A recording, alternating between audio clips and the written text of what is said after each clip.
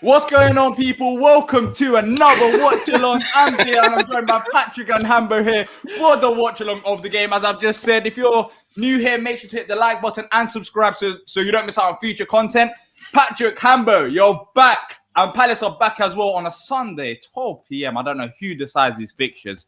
But big game. I know the players are walking out. I know we're a bit late. Sorry about that. Let's get your thoughts, Hambo. What do you make of this in terms of after the Brighton game? Are you a bit worried about anything? Yeah, I am. Yeah, we didn't play particularly well, did we? And so it's a few games in a row that we haven't played well. But I think all of us really needed that Brighton result, because no matter what you think about Palace, no matter what you think about the manager or anything like that, beating Brighton with the last kick of the game basically is just, you can't really beat that feeling other than actually being at the ground. So I'm lifted by that. I'm feeling positive, but I know that we're not a team in form. We've got a lot of injuries, and again, the selection today, there's concerns in there that BBC are showing it as 4-3-3. We'll see if that happens. I'm expecting a return to the 4-4-2, but because we do need to be a bit more adventurous against Fulham. I'm holding a light literally on my face. I don't know what's wrong with this camera. I'm holding a light on my left hand. It was a 4-3-3. Well, it was a 4-3-3 against Brighton, and we saw Eze played 4-5-1. Yeah, well, Eze was playing very defensive. I'll say 4-3-3, 4-5-1. It was different. It was not the 4-4-2. So, I mean, what do you make of that? I personally like it if Andros is playing out on the left and are you playing on the right? It just reminded me, keep things simple. Put Andros on the left, let him put crosses into the box with his strong foot, and are you the same as well? Yeah, they're showing here again also as a 4-3-3, and I'm with you. If they're putting crosses into Benteke after that goal on Monday, it'd be great. But I'm sure it's a 4-5-1. I don't see Hodgson going to a 4-3-3. He's just not going to change. So we'll see how it starts out. I mean, the lineup is the lineup. I mean, I'm not going to get into the. It seems like every watch long I'm on, the PVA starts. It's like Roy knows I'm going to be on PVA. But I did watch for some reason, I did watch last night before I went to bed. I did watch the training video, and I saw Reece Hennon actually in the video. So I did see that he probably will be on the bench today. So we do have an academy. He won't play today, obviously, but we have an academy player on the bench today, which is a nice change, which is good. But again, I don't know why. I'm pretty sure he's a left-footed defender. And we have Tyreek Mitchell on the bench, so I don't know who he's covering for in case someone gets. I don't understand. I don't understand why he's on the bench and not somebody else. But again, let's just get into the game. I'm just too busy laughing at Secret Diyar. He is the dog. He's incognito Diyar. Yeah. It's pissing me off. I swear. And they're off. I've got light here. I'm not in the dark. So why can't you just pick up? Oh, I don't know, man. It's actually really annoying me. But anyways, yes, PV is back in the lineup. And also JP's dropped as well. I don't understand why JP would be dropped. Well,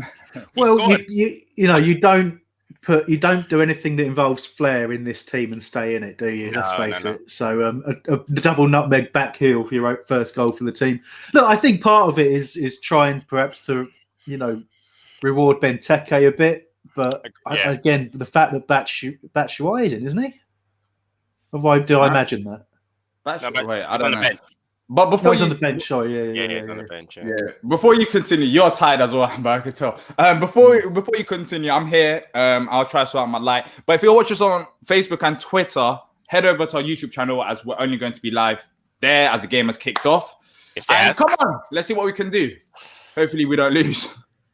Yeah, I mean, but I suppose part of it's a confidence thing, and you know what Roy's like. He always, whenever you get a new player, they tend to drift in and out of the side. It just seems to be the way he goes. And I think, Benteke coming on the way he did, he probably would have been disappointed not to start against Brighton and come on and prove a point. And I think probably that's in Roy's head. I don't really agree with it. And I still feel that if we were going to go with two up top, which I'm not convinced we are, because Eze looks very central, it might even be a 4-2-3-1.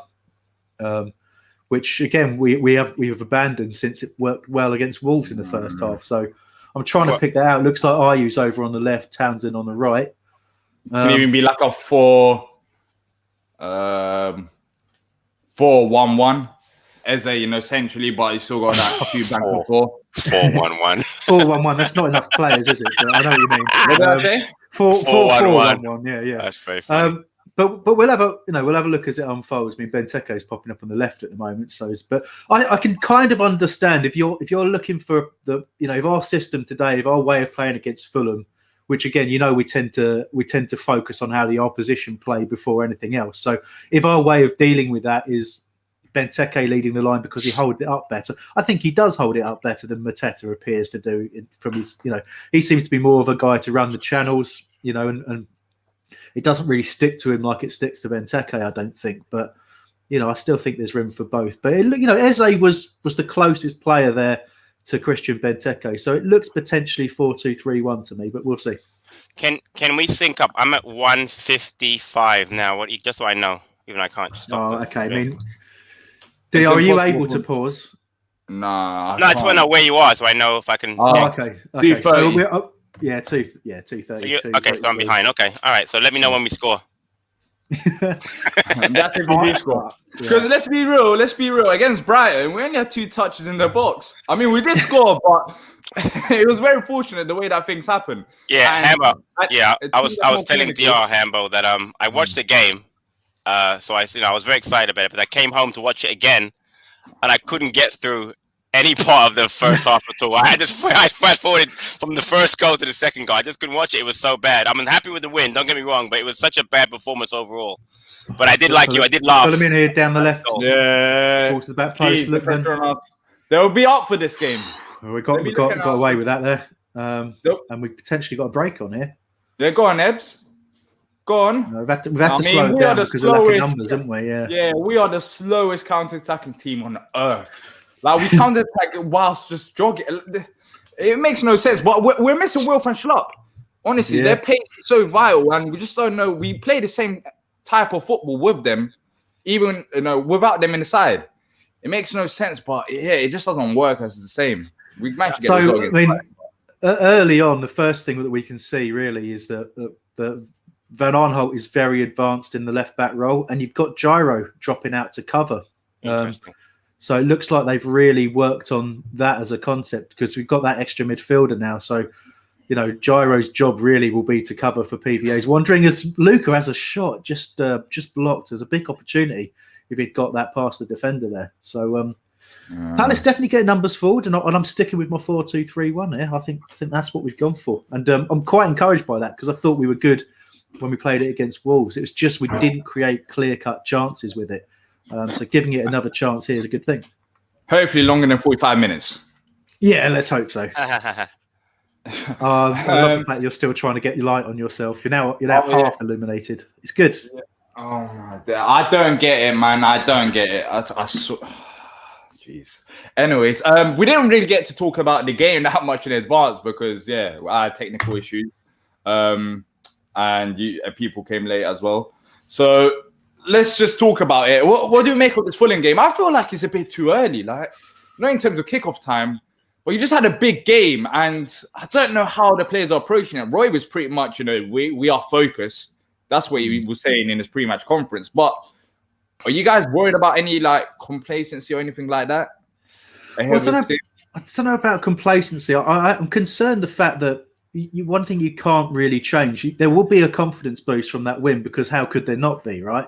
But one thing you can't change overnight is the fact that we played very within ourselves. We were very slow at times, and we just didn't have a lot of the ball. So, if we get more possession today, which we probably will do, it's what are the players going to do with it? Because there's it's about building momentum at times, and we're a team that's really playing without momentum because we've not really put a sustained positive run together. So, today, just a moment ago, Fulham were in possession. This is a home game against Fulham, who are in the relegation zone. Yes, better form at the moment, but we had pretty much a whole team back in our own third. And if we're not automatically dropping back like that, and I don't think that's an instruction from the manager to say whole team drop back into the final third every time they get the ball.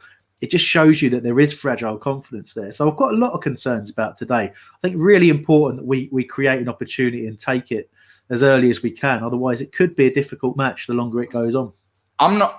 The thing that I'm most concerned about is the mentality against Brighton. It made sense in the first half for us to sit back like we did because we were leaking in goals left, right, centre before that game. So it made sense. But the fact that we went 90 minutes with that same mentality, we got a result. It worked. But against Fulham or against any other sides who are hungrier, you would say, it could be dangerous because if Brighton were more clinical in terms of the final third, then they could have got a goal or two, and Leicester already 1-0 up against Arsenal. So yeah, it's that mentality that's really my worry. 7 minutes gone by, it seemed like we're gonna sit back, but thankfully, it seemed like Eze is in a more advanced role than he was against Brighton. So I think that's. But if you look at how I mean, again, I like this. This is and it's rare that I'm hugely positive about things, but I like the fact that you've got at the moment Jordan Ayew's the most advanced player. He's all of a sudden he's central, he's not over on the left. So if we are mixing it up like that, and that becomes a feature of this game, and it wasn't just because somebody was chasing something down. If we are trying to keep Fulham on their toes by exchanging positions, that's the kind of thinking and creativity that I've wanted to see from Palace pretty much for the last 2 years. So I'm quite happy about that. We'll see how it unfolds. Exactly. 7 minutes gone by. Anthony Taylor here. He's a decent ref, I guess. Wait, what? You like a referee? Nah, I don't know. He looks like a decent guy. So not gonna last. That actually won't last. Yeah, exactly. You wait. But yeah, I think another thing last game that was key was Gary Cahill. I thought he had a very solid game. We've been critical here, saying maybe it's his time. He's reaching that age. He's going to be able to do it. But yeah, he had a decent game. It'll be interesting to see if he keeps that going as well in this one. What do you reckon, Patrick? Because I mean, you and I have both spoken at different times. But Benteke nearly in. Looks like a handball, but not been given. But credit to him. I thought he had a good game, but I really think a game like Brighton was set up for him to do well because in that kind of game where we're going to just give up possession for the entire game. Players like Danny, I think Dan would have had a good game against them also because they were just trying to. They had possession, they got a lot of chances in the box, and he was putting his body on the line. Is what Cahill does really well.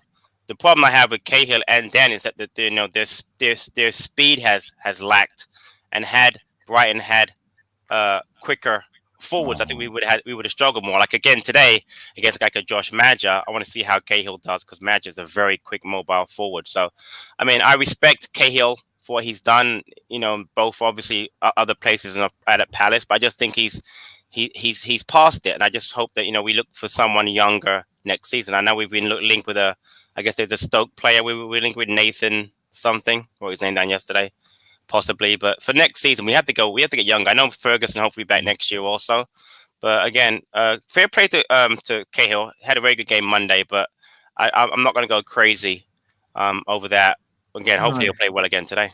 But I don't think anyone was going crazy, but it was I thought he just had a solid performance. Oh, he did. We haven't seen that in a long time, so that's I know what Patrick's saying because I mean Brighton played the whole game in front of us, didn't they? Exactly right. Never tried to get behind at all.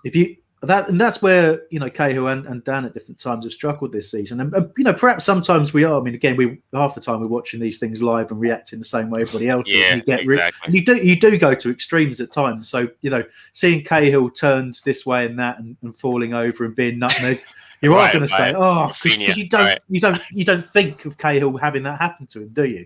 Because it's complete. You're saying, well, something's wrong here, but.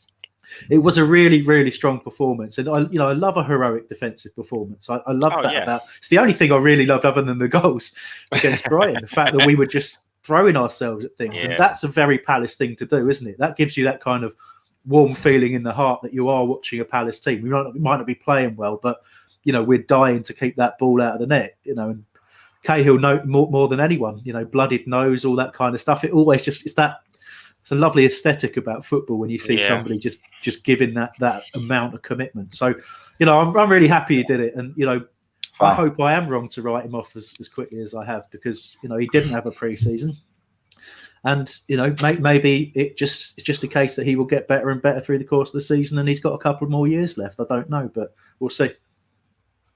Yeah, Wardy foul there on the right hand side. Fulham. Yeah, go on, Patrick. Yeah, so I was listening to the review preview show, Hambo, with you guys and Terrence, and a couple of things I wanted to point out. Looking at this Fulham side, it's interesting to see, Lookman, Madger, and Loftus-Cheek in this lineup. I'm wondering what would have happened if we had signed those three players for the, they were in our lineup for this season.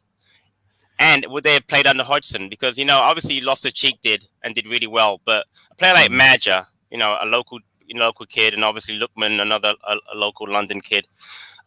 Very good players, all three of them. I mean, I just wondered what would have done. And then the other thing was, Terrence mentioned at the end of the broadcast about the possibility of getting the Fulham manager at Palace, which would never happen. Obviously, he wouldn't leave. But I really like what he's done this season, especially getting them. They really scored off a really bad start. He's gotten them back on a.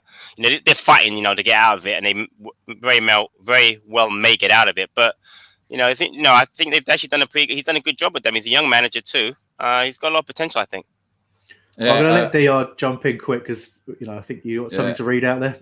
Yeah, CPFC Nate, thank you for the super chat. He says, "Afternoon, lads from Dublin.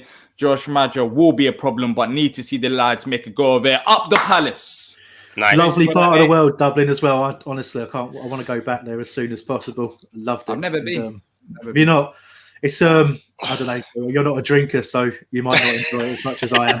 But I won't tell any stories. But to go back to what you're saying, Patrick. I mean, on the first point, I'm not sure about Madger. He's a player I know we did look at when he was at Sunderland. Sunderland, yeah.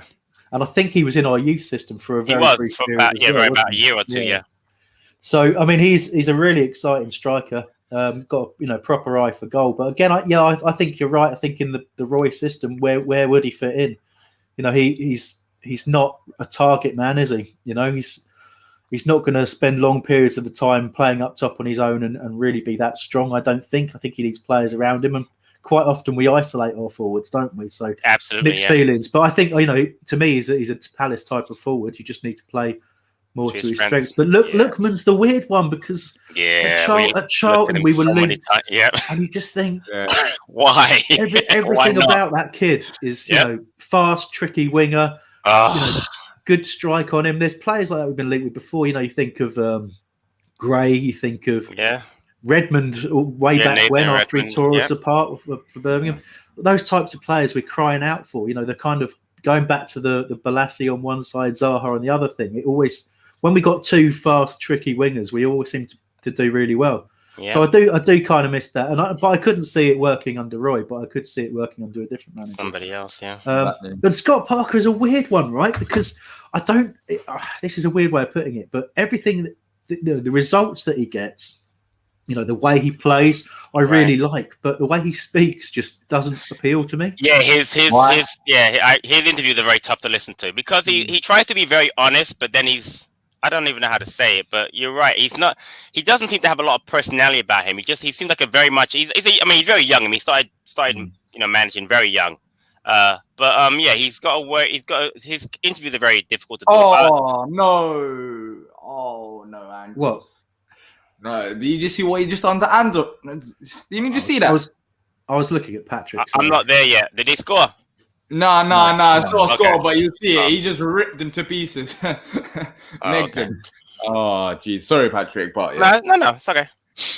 Yeah. But but you don't really like his personality. No, it's not. I mean, I don't know.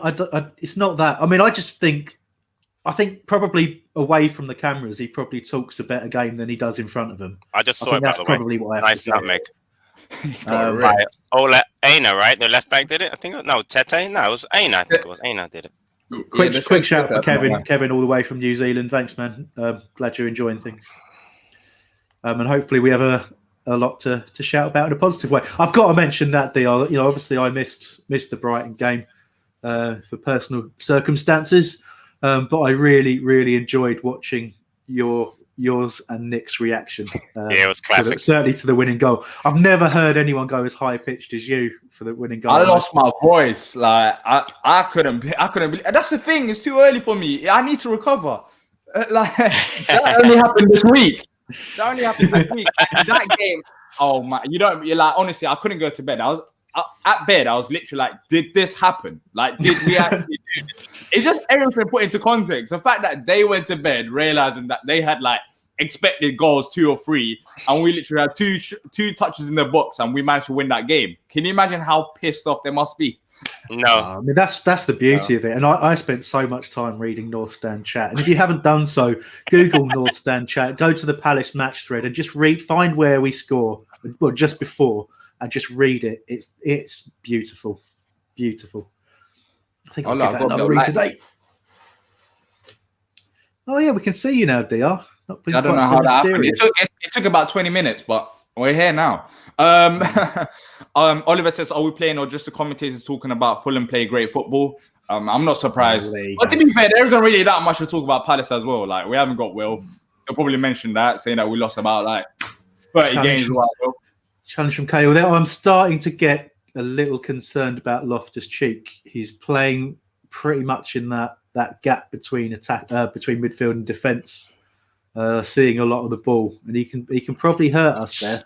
I don't think they rate him, from what I've seen on social media. Anyways, yeah, I like the way I've seen it. It's not really highly rated over there.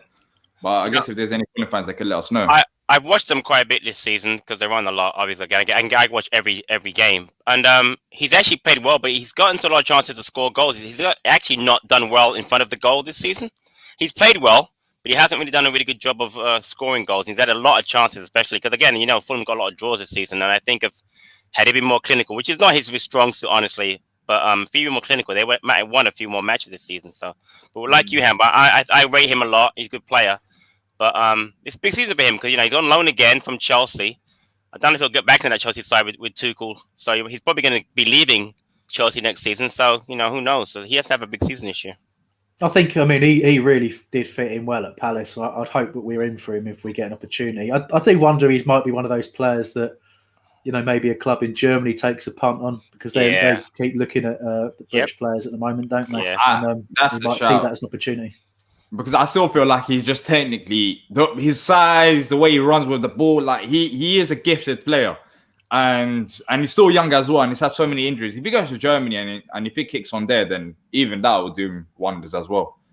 But look, we just had a throw down the left hand side, and now somehow ended up with a centre wide. Like, well, it was Eze, playing the ball way too hard. So when again the football's not flowing, but that shouldn't be a surprise because it hasn't flowed for a few weeks now. But we got to be careful not to give Fulham too much confidence. They're already a team that's playing with a bit of belief.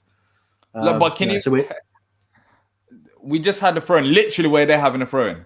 Yeah, I know. Yeah, and just gave it back to them at the same position.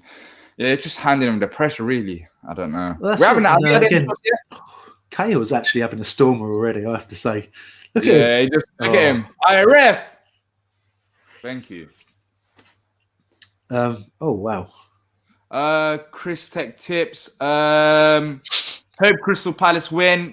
Don't pump it up. You got to pump it up. Pump it up. You got to pump it up. Pump it up. Thanks, Chris Tech tips. And I guess check out Chris Tech Tips YouTube channel because presumably he's got one. Yeah, if he's giving out tech tips, go check them out. I need them. But you need them, Diyar. Chris, how does Diyar stop having to light his face? Oh, jeez, you act like Chris is here, like he's gonna reply to you like instantly. Night.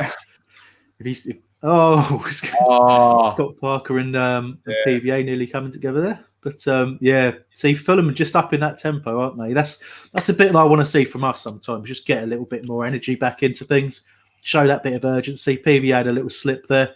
Ball goes out of play. Parker. See, that's the thing, though, Hambo. I mean, again, we all watch a lot of football. I don't understand why it's difficult for us to up the tempo. Everybody does it. It's the way every team plays across the world now. The whole pressing, and I don't know why Palace feel they have to sit off every game they play. I got a feeling a lot of it has to do with the not having the fans in the ground, but also a lot of it comes from the manager. I just understand why we don't play a higher tempo because that's not hard to do. Just up the effort levels. It's just not hard to do to press. Everybody presses. Palace don't press. So we don't get the ball. I don't understand. It's just so frustrating. It really is. I wonder I wonder how much as well having an older squad plays into that. Yeah, I guess. Yeah, but yeah, it's a good point. But it's tactical as well. It's a little bit like how Wilf's been asked, to focus on doing his work in the final third more often than not, isn't it? Because the view is he wastes too much energy chasing around. But I mean, we've got players who have the capability to do it. I mean, Jordan Ayew, and I've got to talk about him because I've been very, very down on him this season. But that he is the reason we won the game against Brighton, because he was just absolutely on it all game, just 100%, and that and you need that sometimes. And as I say, I'm always praising his effort, but not always his quality. And he put the two together against Brighton. And I'd just like to see a bit more of that, but it affects the shape if you do that, doesn't it? And we know that we prioritise shape over everything. Yeah, I feel like that's a good shout, because he's been performing good like lately. It's not only the Brighton game; he's had some solid games recently. So hopefully he keeps it up. I don't know why he had that slow start, but oh geez, look, man. Yeah, I know. Lookman's just played about tormenting Ward a bit. 22 minutes gone by, still 0 shots for Palace, or have we been talking? Yeah, it is. Yeah. But is it 0 shots for Fulham as well? No, it actually says here total shots: Palace 1, Fulham 0. Oh, but I'm behind you guys. So when you guys say that, I wait for it to happen on my screen. But I don't remember the shot. It can't be Lucas' shot. That was blocks. I don't even know what the shot was. Yeah. Does that count? That counts as a shot, doesn't it? That counts. Yeah. Okay, then that was it. It's a block shot. That's just given a foul there, and we were away. I want to see that challenge again, because he's down hurt, complaining. But I didn't see too much of it. We was after him as well, and it's according to the papers, Harrison Reed.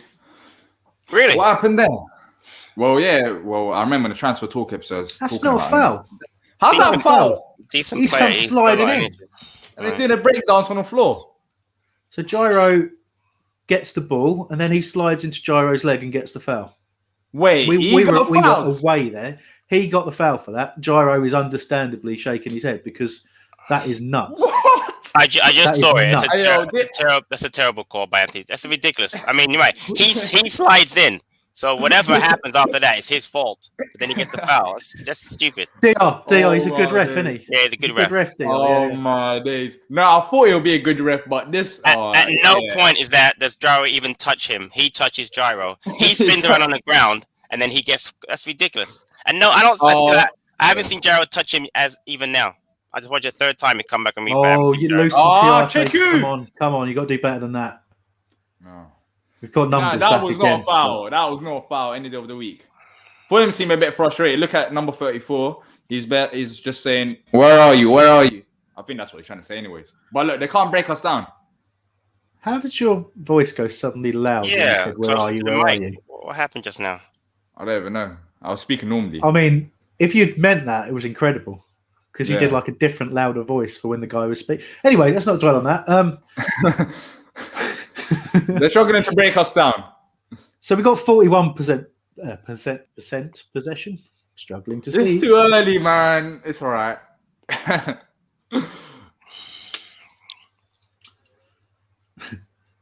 Andros free down the right-hand side. He's popping up on the right. Go on. Look, cross. Good cross. Man. He was headed it back, but just as not quite close enough. Maybe not quite aware enough if I'm being ultra critical.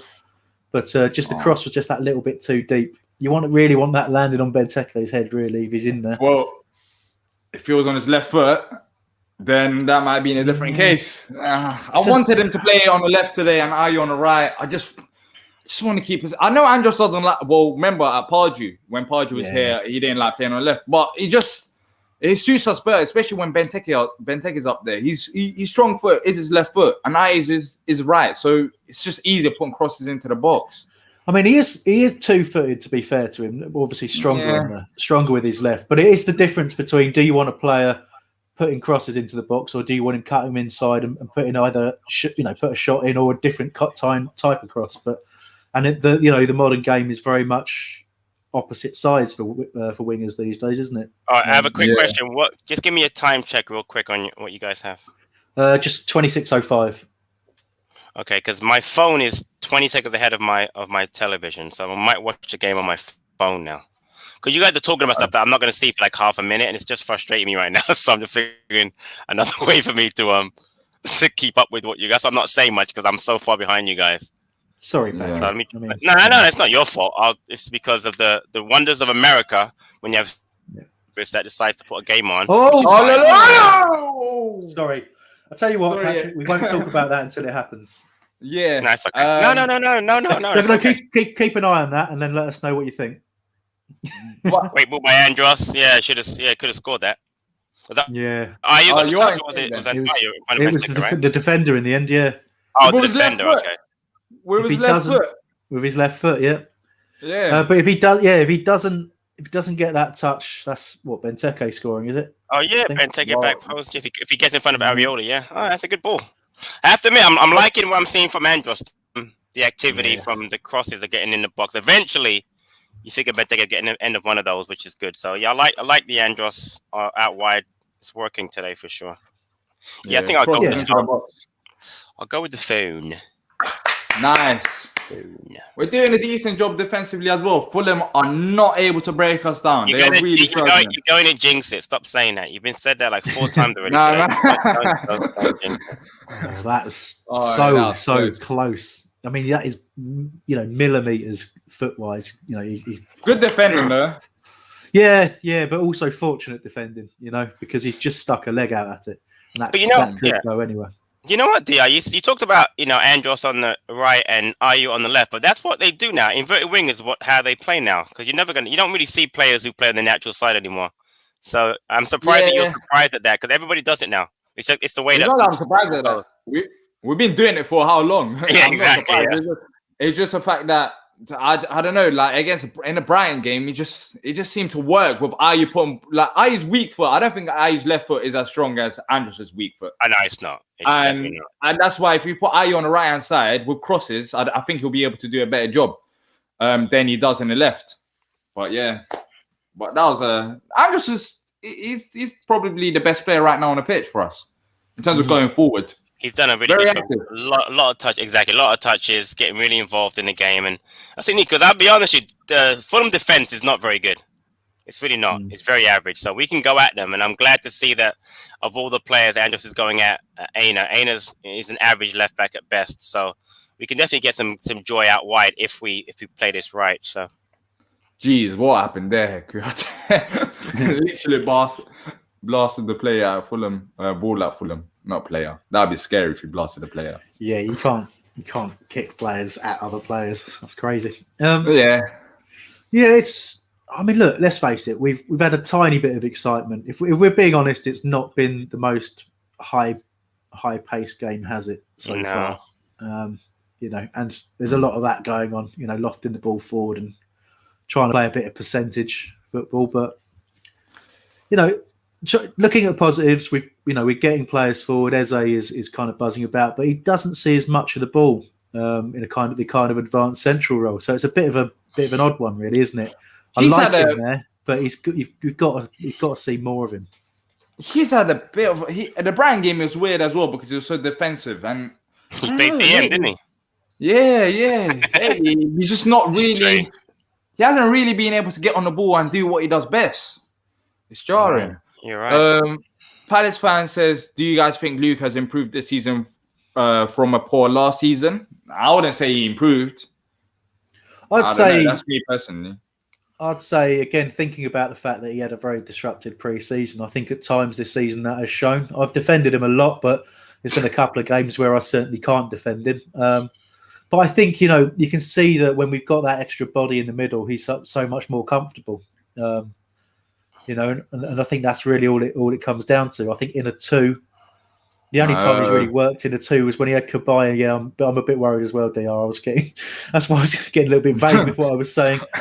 But we're getting numbers back. We forced them back, but Lookman is very hard to get off the ball, isn't he? Yeah, he is. But why is Kyoto? I don't know what's going on. We seem like we're pressuring them, but it's not quite working. Nice. But that was a bit of our own doing, wasn't it? Just that little bit of panic, not quite putting the challenge in at the right time, inviting them on a little bit. So, but good siding. I'm just gonna keep my camera like this. I've just had enough. Yeah, fair enough.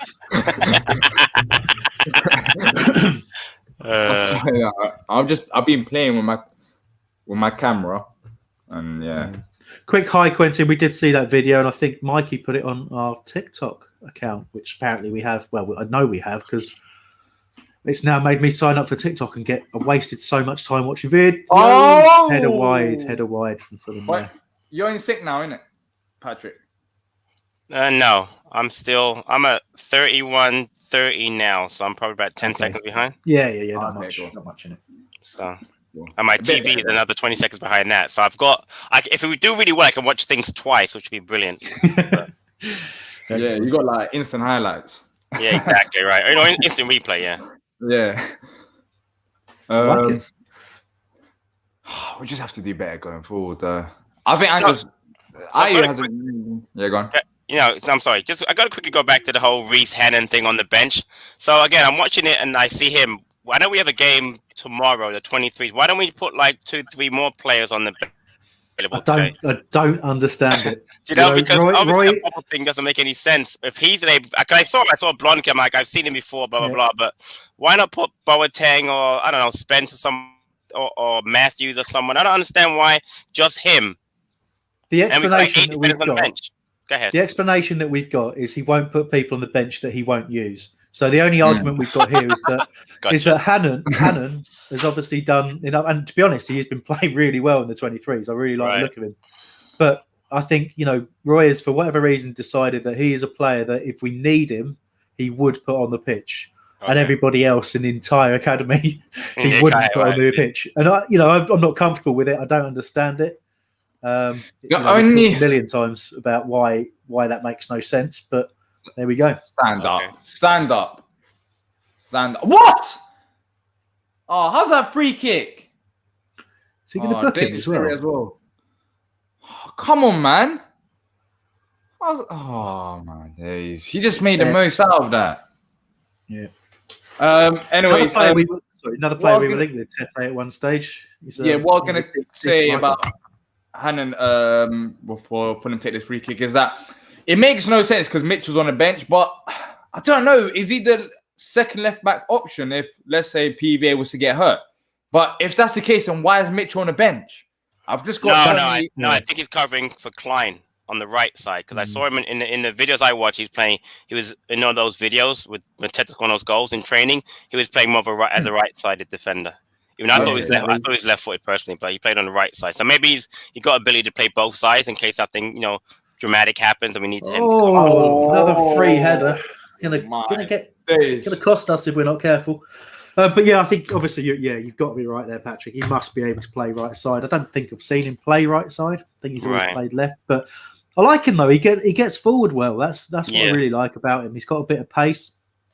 Decent sort of physical size as well. There's quite a lot going on there, and obviously one we only got in the summer. I can't remember where we got him from in the end, but he had played Cat 1 academy previously, so he must be 21, I think.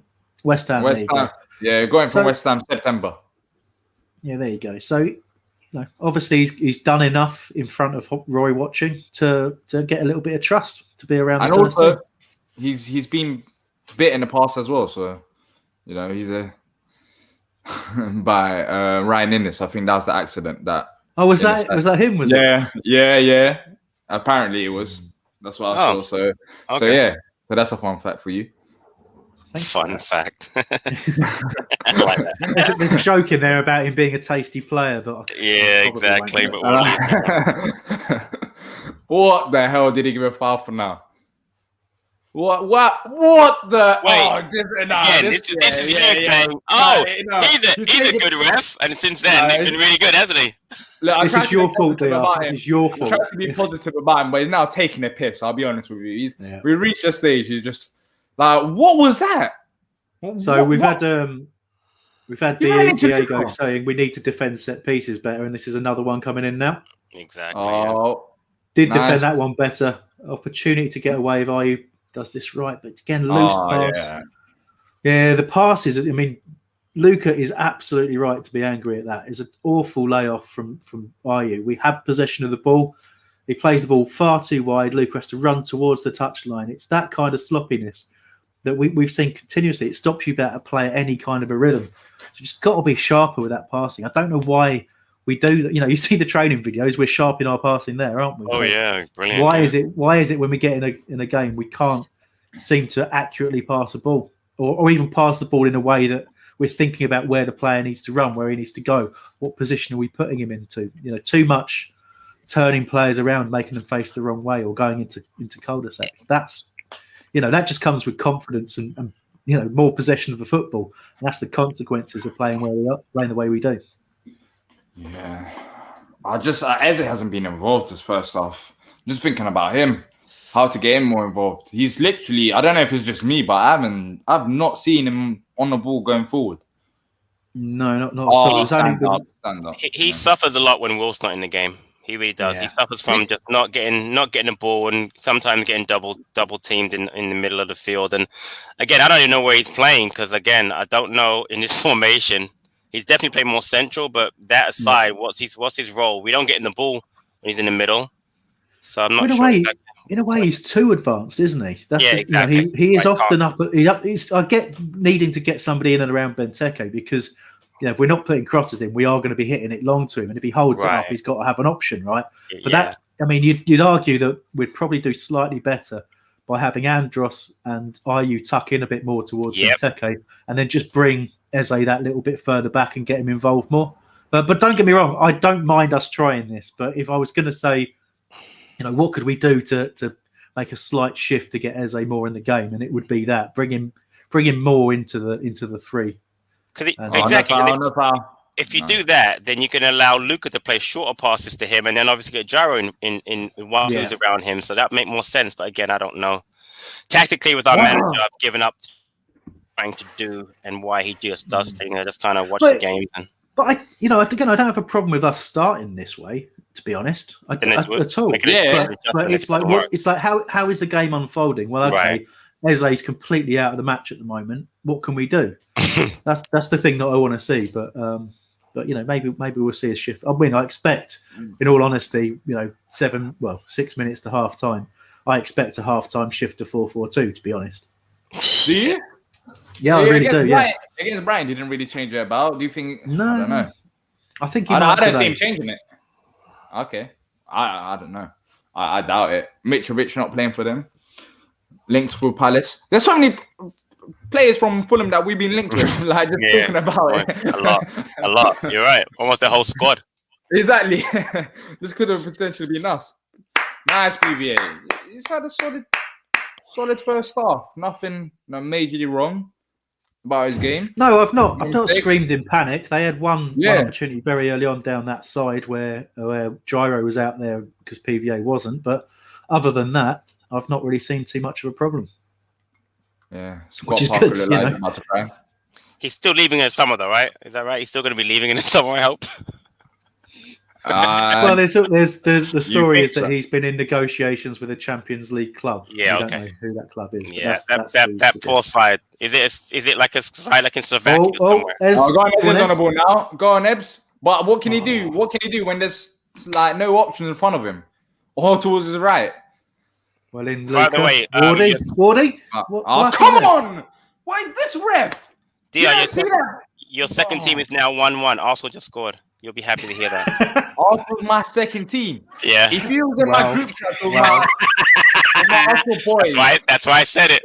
Set you off. Arsenal is definitely not my second team. Set you off. Trust me. It's Spurs, isn't it? That's your second team. Spurs, yeah. San Antonio Spurs. Yeah, San Antonio Spurs, not Spurs as well. Tottenham Hotspurs. Yeah, no, none of them. Lot. A bit loose there. We've lost the opportunity. Annoying. I mean, they haven't created that many chances, but this is exactly what happened in the Brighton game. And in the second half, they made adjustments. They didn't, they still didn't beat us, of course, but they were more dangerous going forward. So hopefully that doesn't happen in this one. WE scored apparently. He did from a corner, a header. I'm watching that game. I'm watching that game too because I've got 2 TVs in front of me, a laptop and a phone, and I'm not synced up. It's amazing. Technology is amazing. It really is. Yeah. 2 TVs, a laptop. I'm gonna get another laptop in a minute. Maybe that game is more synced up with the game. Is that Reese? That is him, right? Yeah. It was him. Yeah. Oh my. Yeah. You're coming up to a cross from Andros. It was a bit of a waste, Patrick. I think again we went right-footed that time, probably proving Diyar's point. Play Andros on the left, man. You know what? That's not a terrible ball if you can cut across the goalkeeper. I mean, it wasn't. I mean, I know it went straight to Areola, but if someone can cut in front of the keeper, it wouldn't have been as bad as it looked. But I know what you're saying. Yeah, of course. You know, he delayed it though, because when you looked up the first time, I don't know if you guys noticed, there was no one even in the box. Eze was kind of outside, so he wanted to wait. I don't know why both Benteke and Ayew were behind, and both at the back post. So I kind of know what he was trying to do there, but not a great ball. I agree, not a great ball. No, again, go on, Diyar. Sorry, yeah, CPFC Nate, thank you for another super chat. Diyar, Anthony Taylor, a good referee. Also, Diyar, this referee, man. No. Yeah. Tell him, Nate. No. I thought he looked like Why? a decent ref.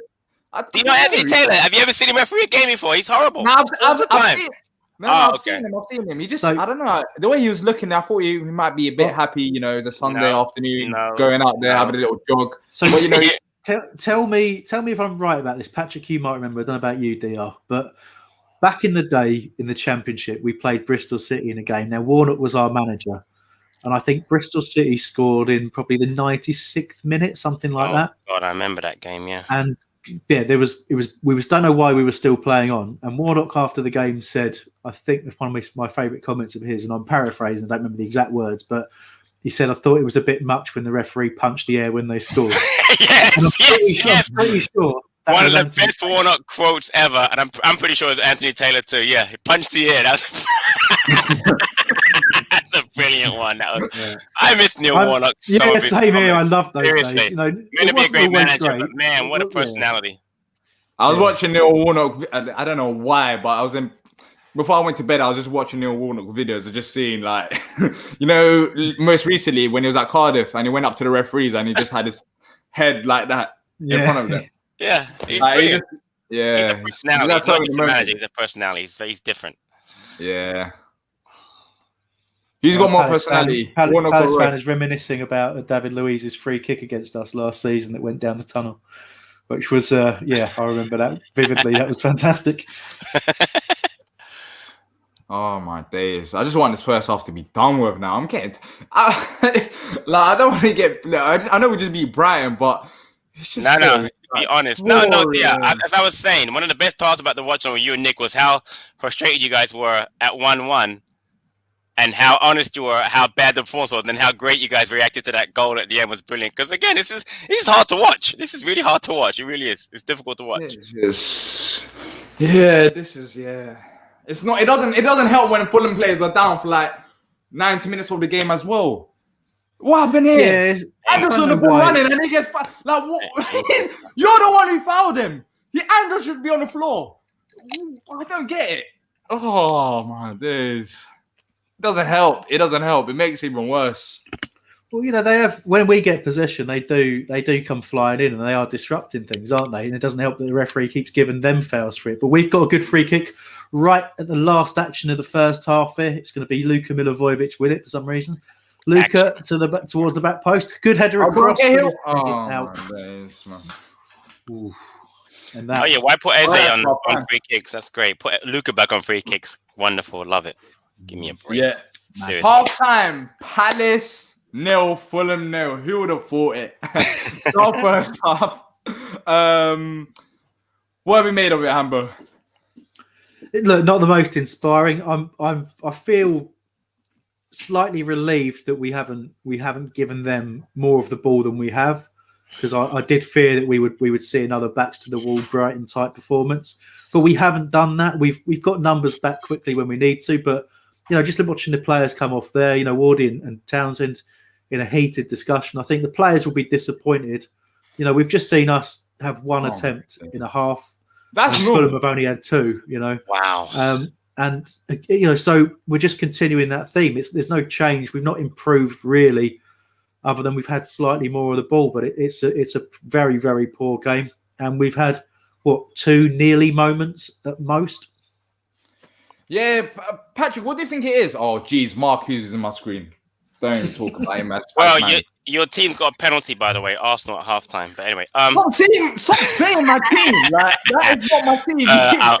I'm just joking. I don't know. Again, a very meh performance, and I'm just trying to say to myself, what can we do to change it? And I can't think of one thing we can do at halftime to change the performance. I don't know what we could do. I'm just thinking, bringing on Mateta wouldn't change anything. He's not going to get any service necessarily.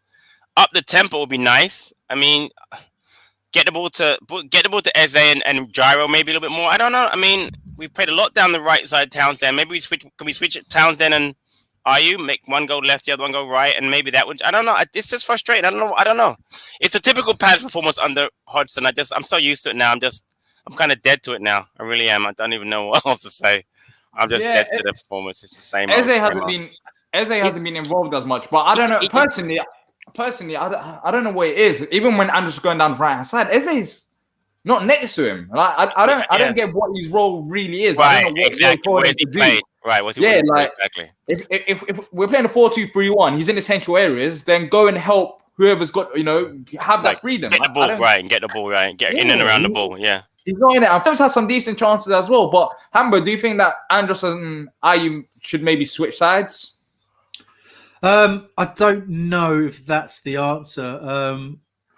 Look, it gives us, as you said before, it gives us a better option of maybe getting some natural crosses into Benteke. You're thinking obviously about the fact that that was the combination for the Brighton goal, but it's not like it was a repeated event, was it? Yeah, just crossing from that side. So right. Yeah, I've got mixed feelings about whether it will actually help, but I'm always, this goes back to what I've said a few times, is that that's the sort of thing that you can do, isn't it? You just do that in the course of a game for 5 minutes. Do something. Andros gives Ayew a nudge and says, "You know what? Let's swap sides for 5 minutes." He's done really well out on the right. You wouldn't want to necessarily change that. And he's actually got plenty of delivery into the box. I just showed a couple of them there, but he's been our best player. And the real question is, how do we get everybody else in the game? Okay, quick question: crosses into the box, but it doesn't mean they're dangerous. He's got deliveries in there, but yeah, there's been 1 or 2, but he hasn't. I don't know. Maybe if he's on his left foot, look, that cross there, they're just showing us. That's a very good cross with his left foot. But when it was right foot, it's just not quite the same. I don't know. Maybe in the second half he'll change. He's put crosses, but it hasn't been as effective. That's how I see it as well. And Ahmed Jr. says even pundits are laughing at us. If Marcus is laughing at us, if he has a decent exactly. laugh at us, how Marcus, could you not? Yeah, laughing at us. But I tell you what, I was going yeah. to say, if we, they can, similar to the Brighton game, they can laugh all they want, but if the ultimate result in this is we get an opportunity in the second half and we win, then again it goes back to the argument. Maybe we did the right thing. And Patrick, I said on the podcast in the week that just because it gets you the right result, it doesn't mean it's the only way to get that result or the best way to get that result. Right. I mean, you look at how West Brom played against Brighton yesterday. Yes, they got lucky, but I mean, certainly in the opening period, they didn't sit back and invite Brighton onto them and say, have all of the ball. Yeah. They had the first 2-3 chances in the game. They went 1-0 up. And, in spite of the fact that Brighton did come back into it and have more of an impact, West Brom didn't approach it like Palace did and still got the win. So it just goes to show you that there is, there's more than one way to do things. This is our way. But the problem always comes here that if it happens to be Fulham who get that bit of luck, that bit of an opportunity, and they score, how do we find a way back? Because we've not got any rhythm from that first half. We're very slow. We're very ponderous. We're relying on, either a bit of individual skill or some good fortune. And, it is hard to watch as a fan, really. Yeah, it's hard to watch as a fan. Imagine being a neutral and watching this game. You must be crazy if you're watching the second half. Neutrals wouldn't watch this game.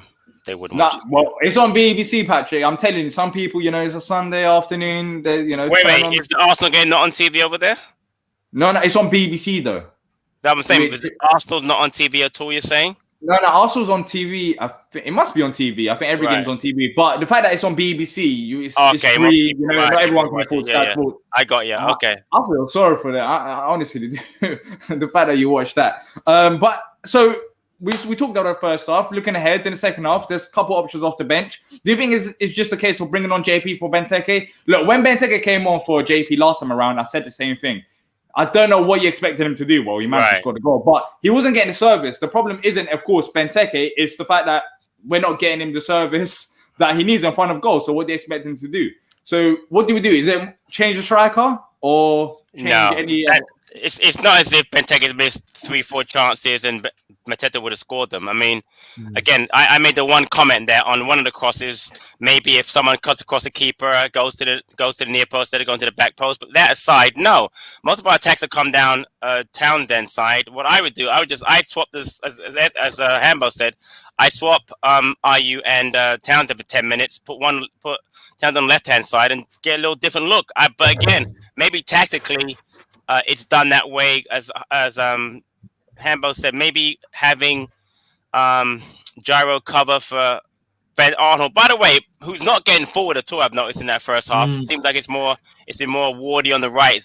It's got much further than PVA's got on. Maybe that's a decision made by the manager too. I don't know how we change it. Again, my only thing would be get SA on the ball more. If you get him on the ball more, he can create, but we're not doing that. And that's what's frustrating me. And then again, going back to what you guys said before, I can't take this whole attitude about getting just results. This is so boring to watch. It's 5 minutes to 8 on a Sunday morning over here, and I'm watching this. I want to go back to bed. I really do. It's just so boring. Every week it's so boring. I can't. It's just frustrating. Amber, before you speak, can I quit? Yeah. Whilst you guys continue to chat, I'll be back. All right, I'll just be back. So all right. Continue. All right, cool. He interrupted me to tell me I need to continue to speak. Exactly. Guys, can you see what Diyar's really like? Every now and then, you just get a little glimpse over to what we have to deal with all of the time. He's completely insane. Nice. I was just seeing the list of players out of contract there. Patrick, and just how much work needs to go on. And I'm always we do talk negatively about the system and the tactics and all that kind of stuff, but it is a good squad, but it must have an impact, right? The fact that these players a lot of them don't have certainty over what's happening next year at all, right? So I mean that must have an impact, but also how many of them will actually want to stay if we want to keep them anyway? And then you've got the other question of how many do we actually want to keep? It is a bit of a mess at the moment, and I don't think that's a coincidence in how we are struggling to play football and to be a cohesive unit. Yeah, I don't know if I read the comment or saw the comment. I think it might have been from Gyro about how players are up for training and how they enjoy training, but. It's one thing to enjoy training because you get along with other people you play with. I mean, I understand because if you look at the training videos, the players get along, which is great. But you're right. The way that we play, how can you possibly enjoy this? I mean, even teams that are struggling, like Fulham, for instance, let's just say, or West Brom, who are trying to get out of it, play more. I mean, let me go there. Brighton. I know we make fun of them. I mean, and they're really struggling. They're in it right now. They're in a relegation battle, but they do play a better style of football than we are. Yeah, talk about Potter and XG all you want, but their style of play is better to watch. And as bad as it is for them, and how much we want to laugh at them, how much longer can we watch this seriously? And then not get relegated. Like you've always said, we're not in it until we are in it. And again, all these older players. I mean, you're right. We've got so many players. You've got so many players who are going to be out of contract at the end of the year. PVA is definitely going to be gone. Benteke for me is definitely going to be gone.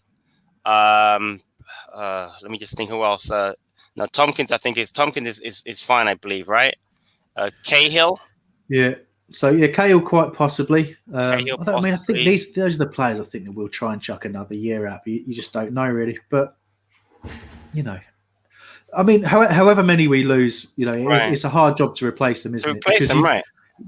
You might pick up some free transfers out there as well, because obviously a lot of teams also have players out of contract, not to the same level we do, but then there's always complexities about used to be able to go and get a bit more value overseas, but how many of these players now qualify for work permits? Right, especially because of Brexit. So you've got lots of COVID. So you've got a lot of complications around how we actually rebuild the squad for next year. But yeah, going back to what we're looking at today, we do need to do something different in the second half. There's no doubt about that, because unless you're saying as a manager, you're saying, you know what, I'll be happy earning a point against Fulham. And if you're saying that as a manager, happy with a 0-0 against Fulham at home. He did say that. I guarantee he said that before the game.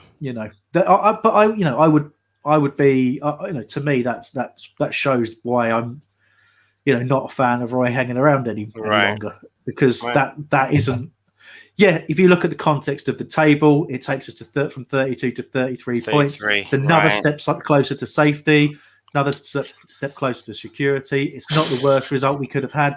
All of these things are very, very negative. They're very, very, someone called us anti-football in the chat, I think. And that's what it is. It is anti-football to a point. It's the sort of stuff I used to look at other teams and think, how on earth can you as a fan sit there and watch it?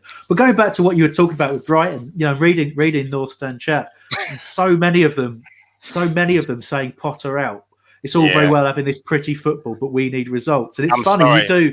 I'd take him. I'm sorry, I really would. Yeah, I know what you mean, but it's just funny. And Diyar's done it a lot as well. You go on other podcasts, talk to journalists and things like that, and all the opposition fans, they all have their same perspective, the same point of view. What you watch every week is the thing it's the thing that you almost, especially when it gets overly familiar and you're not being successful. Newcastle thing, exactly. Newcastle, crying about Steve Bruce, and I look at it and think, actually, Bruce was a great manager for us. I enjoyed him. He obviously can do it. He can do it with the right players. You've got a terrible setup over there. You've got a terrible board. Your team's not that great. So what are you complaining about? But they don't see it that way. They see it the same way we see Hodgson. So it's difficult. It is difficult. We're right in the middle of this, emotionally connected, and it's hard to see it any other way. So what's more important for you guys then? Performances or results? Patrick, I guess performance for you? At this point, because we're not going to go down. I mean, I'm looking at the fixtures now. We've got United Wednesday, God help us. Tottenham next Sunday, God help us again. West Brom, Everton, Chelsea, Southampton, Leicester, Man City, Sheffield United, Villa, Arsenal, Liverpool. I can't see more than 6 points rest of the season. I'm not joking after this game. I really can't. What? I really can't. So having said that, will that keep us up 6 more points? Yes, it will. So I want to see performances, because I want to build on something for next season. Even if hopefully under a different manager, I want the players, I want to see more out of Eze, I want to see more out of Mateta, I want to see more out of Tyreek Mitchell, more out of Gyro, you know what I mean? Some of the younger players. But again, under this manager, to me, it's the same old. It just gets so difficult to watch every week in, week out. Put aside the Brighton result, which was phenomenal.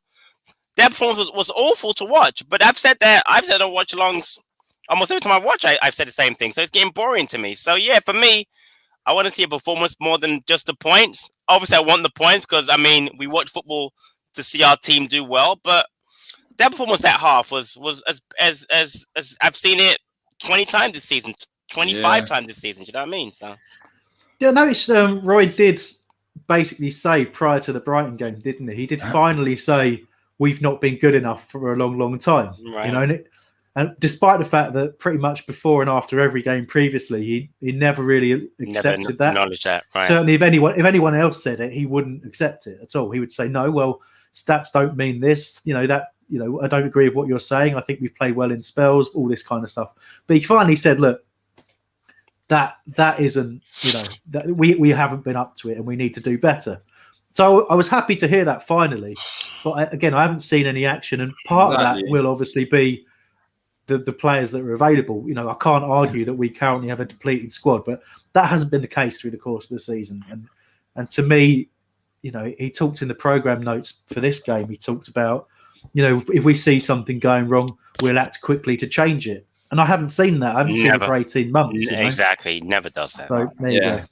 But one thing I'll say is watch out in the second half. I feel like we've been too relaxed talking about, the first half and what we should change. But watch out for Fulham. Of course. I have a feeling that it's going to be a similar case of Brighton where they're going to go and pressure us. But is going to be different, where they could actually potentially score goals and be more dangerous in front of goal, whereas Brighton wasn't. So I'm worried about that. You know, we've been comfortable talking about us not being able to attack because we've been so solid defensively. But defensively, the second half is going to be, you know, it's going to be a test for these players, because first half it was poor from Fulham. And they are looking to stay up. And trust me, they will change it about. And if you're watching this on Facebook and Twitter, head over to our YouTube channel. Second half is about to kick off. We're only live there for the second half of the watch along. I just saw your house. I saw your house, Diyar. It's on my house. I just see it of top of the showing a view of the stadium. Is that your house on the right hand side? I think it's on the left hand side. My one's on the right. My one's on the other side. There you go. See, that's showing that. Yeah. I mean, let me go outside and just hold. So halftime sub from Fulham. Yeah, I thought. Well, look, Robinson on for Elena. They were going to change it out. Elena, I've just. Aina. Was that Aina? I know why I've said that. The American Anthony Robinson. Anthony. It's not how you say it. It's not how you say Anthony, is it? Yeah, it's actually Anthony. I don't understand American with their name, how they name children. That's weird.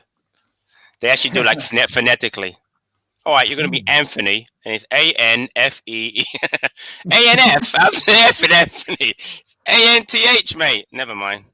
Anthony. Second half, it kicked off. Come on, pilots. Well, I am worried. I'm going to get my laptop. I'll be back in a minute. All right, then.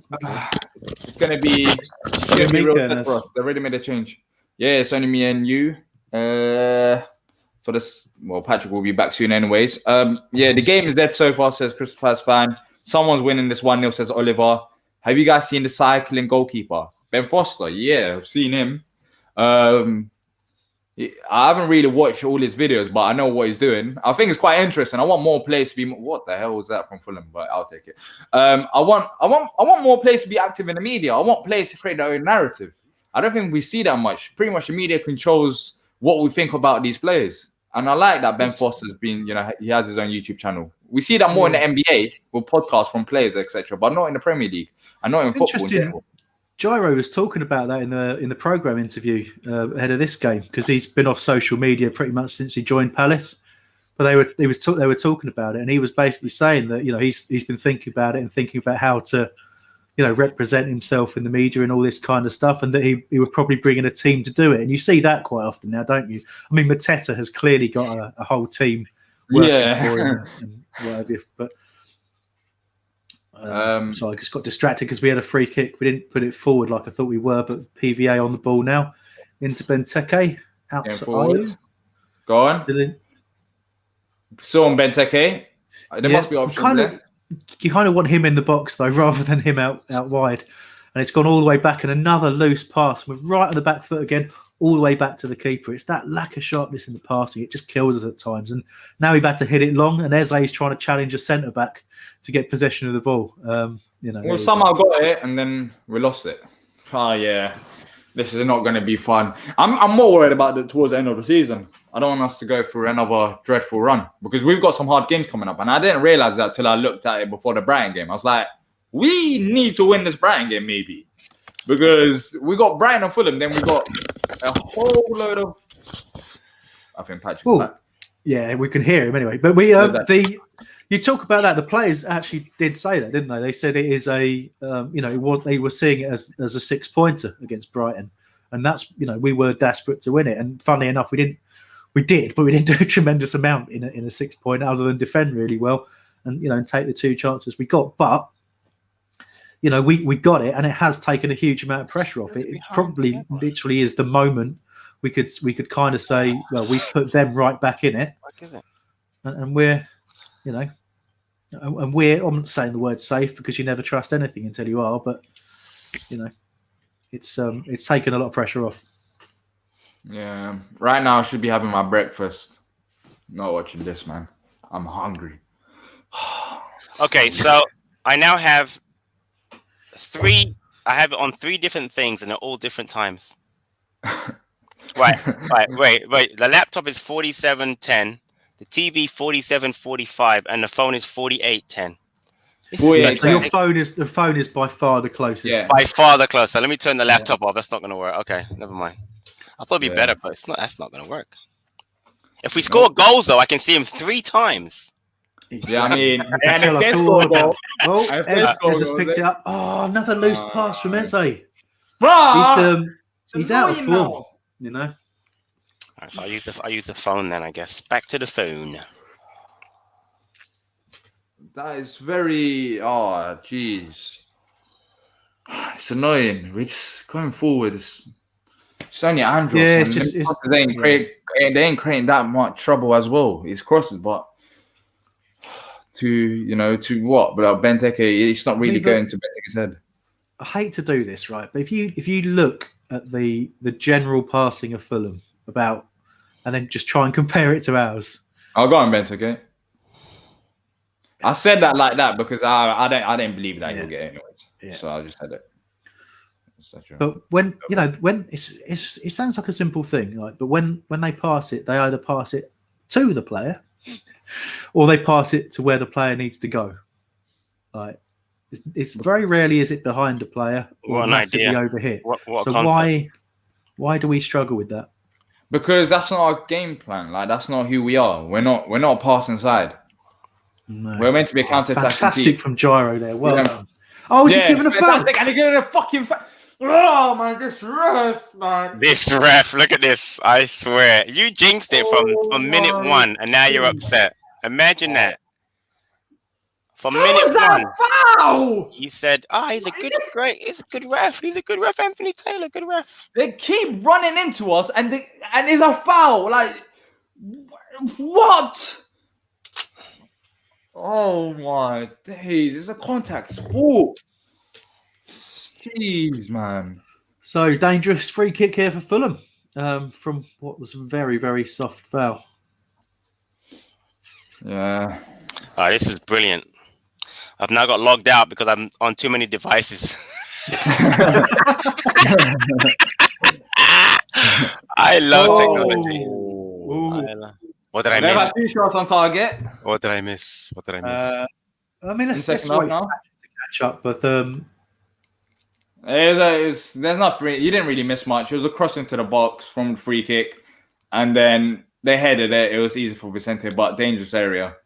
Oh, I know why. My son's watching the game in Philadelphia. That he's logged on now too, so that's why I can't watch it on my phone anymore. Doesn't matter anyway. Yeah. Anyway, the free kick, you mean? Yeah. Now that back header could. Okay, went straight to Vicente. We weren't panicked, right? But again, that could have gone anywhere. Oh, that's nice tackle from Luca. But we still don't come away with the ball. And now, Fulham have. Yeah, now we've got it. Now what do we do with it? So I've got a question because I'm so far behind. Have we changed anything as far as tactics? I don't see any difference, right? No. Nothing? No change. Oh, boy. Why Hambo football change it about? Wow. No, but I'm serious. I mean, it's just like, come on, man. Do something. I didn't see him. I didn't see it coming in. Wait. Yeah, Jordan I saw on the left. I thought it would be like how it is. I generally thought we might go 4-4-2, stick Ayu up top with Benteke and bring Eze over to the left. But why not, right? But you know. Yeah, Fulham are building up pace now, and they're starting. Got an overload on here. I had the fear that this was going to happen. They're moving the ball faster, getting in behind. There's a corner for them now. Well, you would, wouldn't you? Right? If you're Scott Parker at halftime, you would say, "Look, they are playing so slowly right now. Right, all you need to do is up your pace. You haven't expended a tremendous amount of energy because most of your work has been done passing. So now use that energy you've got for the next 45 minutes. Press them every time, and just overload them because we're very slow at moving about the pitch as well as our passing. You know, so the fact they've upped the tempo was exactly what they needed to do, and we've got to be really, really good to keep them out here now. Yeah, it's a mentality thing, Hambo. I said it as well. In the Brighton game, we worked in the first half, but second half, they got into it because they made changes, and we can't just have this mentality of just sitting back for 90 minutes. It makes sense if you're doing it in the first half to try and frustrate them, but you're asking for trouble. Another shot on target. Yeah, but this is it. You know, we're now backs to the wall defending 53 minutes into the game at home against Fulham. You know, a joke. Seriously, it's a joke. What do you expect Jordan I to do there? Well, I expect him to stay on the pitch. Not to run directly out of play, no. But, yeah. He has no support. Which, this mentality is going to kill me. Not kill Pat. It's going to kill me. It's not going to kill me. I'm not bothered him. I told you. It doesn't matter to me anymore. It just doesn't. Oh, Patrick, no, but seriously, like, we've got so many games still. We've got, what, 12 more games to play? All right. And it's going to be against harder opponents. What are we playing for? That is a bad foul from Luca. He's going to get a card for that. Yeah, I mean, Loftus-Cheek has done him a bit there, but you stay on your feet, for God's sake. How many yellow cards has he got this season? I mean, it's roughly one a game, isn't it? About 30, about 20. I don't know how he hasn't been suspended. I don't get it, like, by picking up too many yellow cards. Unless he has, and I've forgot about it. I think he did miss a game, didn't he? I mean, he obviously there's a reset at some point, isn't there? But he probably did, and I forgot about it. But oh my days! So another free central. Now. Yeah, I mean, to be fair, if you're going to make the foul, that's at least far out enough that. Oh no, 3-1 Arsenal. Your team's playing really well today, Diyar. That's not my team. Stop saying that. You're out of order, Patrick. I know. Hey, Diyar, when Palace plays Spurs in a little while, who are you going to support? There you go. I support the San Antonio Spurs. I don't support Tottenham Hotspur. Okay, sorry. I get confused. That's all. Hambo, you don't want to do this to yourself, because we can talk about you not coming to sell us for a couple of games, and we can start that conversation. and I'm pretty sure you don't want to get into that. Yeah. Oh no. Yeah, missing games, watching on TV. Free kick. It's gone wide. That's gone cool. wide. Oh, we don't want to talk about it, Diyar, because then it gets uncomfortable, doesn't it? Because then I start talking about why, and Oh, you end up giving a guy shit for having diabetes, and then you end up being that guy. No. Stop blaming. Don't blame that. No. Don't blame your diabetes, because I'm sure there's been some games. Yeah, look, you had some diabetes problem. I don't disagree with that, and I understand that. But I am 99% sure you got so comfortable watching Palace at home that you had enough of Roy's football that you're like, you know what? Let me just watch this at home. It's on TV. I'm not going to confirm or deny that. Yeah, don't blame it on diabetes. Oh, yeah. Well, it might start with that. Let's just say this, right? I think Roy made my diabetes worse. I'm having health problems as well, mate. You know what? It might be Roy that's causing this. It might be. I told you the other day as well that there was some problems with my kidneys. It might be Roy. It might be the stress from watching Palace. Could be. Ruben off the cheek fouled again. I'm not stressed. I don't really. Doesn't bother me. Yeah, I know it's gone too far for you. But then you've had 50 years of this, Patrick. So exactly. 50 at least that I can actually remember, because that would have been, I probably watched when I was about 6 years old when I. So yeah, definitely. Imagine that, Diyar, perspective. I watched Palace for 50 years, and you're worried about Rodson this year. You're joking, right? Oh, that was a good cross. No idea, mate. No. But you've been technically let's say 35, because come on, you haven't been watching it since you were 1 year old. No. Diyar, I'm 56 years old. Oh, I am. Just had a birthday. I know it's hard to believe, but I am. So, jeez, yeah, you look younger than Hambo. We know he looks younger than me. It's absolutely unacceptable, and I don't. Early 70s, I'm watching Palace. My! We are. I'm not liking this. I am not liking this. And I said it though. I said it. Yeah. I said it. I knew this was going to come. It's not rocket science. And Roy, the pressure's building. Obviously the hope is that when the pressure built against Brighton, we withstood it and took an opportunity on the break. That's our hope at the moment. But it just feels weird thinking like that. I know Fulham are a better side than they were when we played them earlier in the season, but they're not this good. But I will say this: I have not seen Josh Maja have one touch in the box, not one, which is amazing. The amount of pressure they put on us from set pieces and other around the area, and he's not had one touch, which really surprises me that he hasn't had a touch. If he does, he'll definitely score that one touch. You know that's coming, but he hasn't had. I'm surprised he's not been more involved in this game. I don't understand it, honestly. Why aren't they going to bring Mitrovic on at some point to maybe change it up front? Because he hasn't had an impact. I'm very surprised at that. I really am. No, well, again, we're defending, got quite a deep defensive line, haven't we? So again, it's kept Cahill from getting exposed behind. Right. So Marge is having to play again in front of us. So we're doing him. that part well, aren't we? You know, we've taken that from the Brighton game, kept it going because it worked. So you know, fine. But the rest of the game, not so much. Oh my days, man. The ref won't even let us take a quick free kick now, even though I think it was probably the wrong choice to do it. Oh man, even our free kicks. Hey, yesterday, they're not allowed to take quick free kicks anymore in the Premier League. You know that, right? Hambo after Brighton yesterday. So. Oh yeah, of course. That was so upset about that. Was so upset. Oh my gosh, that was so funny yesterday. I have to admit. What a disaster! And then to miss 2 penalty kicks too. My God. This is Petey, I swear that. What was that? What are we trying to do going forward? Backwards, sideways. It's the ideas aren't there at all, are they? I mean, I'm looking. There's no one warming up at the moment, is there? So, no sign. We're at the hour mark. No sign of anything changing anytime soon. I'm hungry as well. It's making it worse. I'll say it again, hungry. man. Not having fans in the stadium saved this man's job. Imagine being at this game at any point and putting up with this nonsense. Seriously, this is like. Even the players have to get more G'd up by the. I mean, this is so lackadaisical by us. It's just, just waiting for something to happen. We'll get another point today. Take over the points, 34 points. I'm like, come on, man. What is this?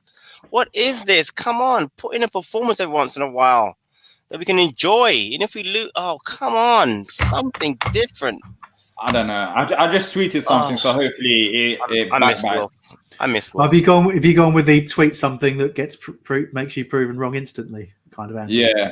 Good stuff. I said that we're playing like this. I basically said what I said in watch along. I understand playing like this for the first half, but for the entirety of 90 minutes, we're literally asking for it. It's just shit.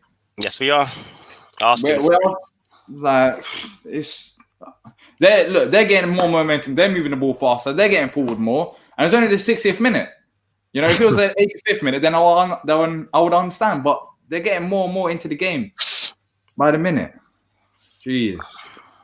We look lost going forward. Lost. Like, come on, man. Seriously. Roy's flying a kite while everyone else is flying drones. Parrish, Daniel says Parrish is in the stands after game, so you know he knows how shit we are. Changes are needed, and he knows it. He knows it, but nothing's gonna happen. No, he's not gonna do nothing. No, not straight away. Look, I think we've said this before, right? But if he was happy with how things are, Roy would have another year already, right? That's a good point. So I think that's worth considering, but. You know, as is the fact that we've got to get that next appointment right, considering the circumstances we're in.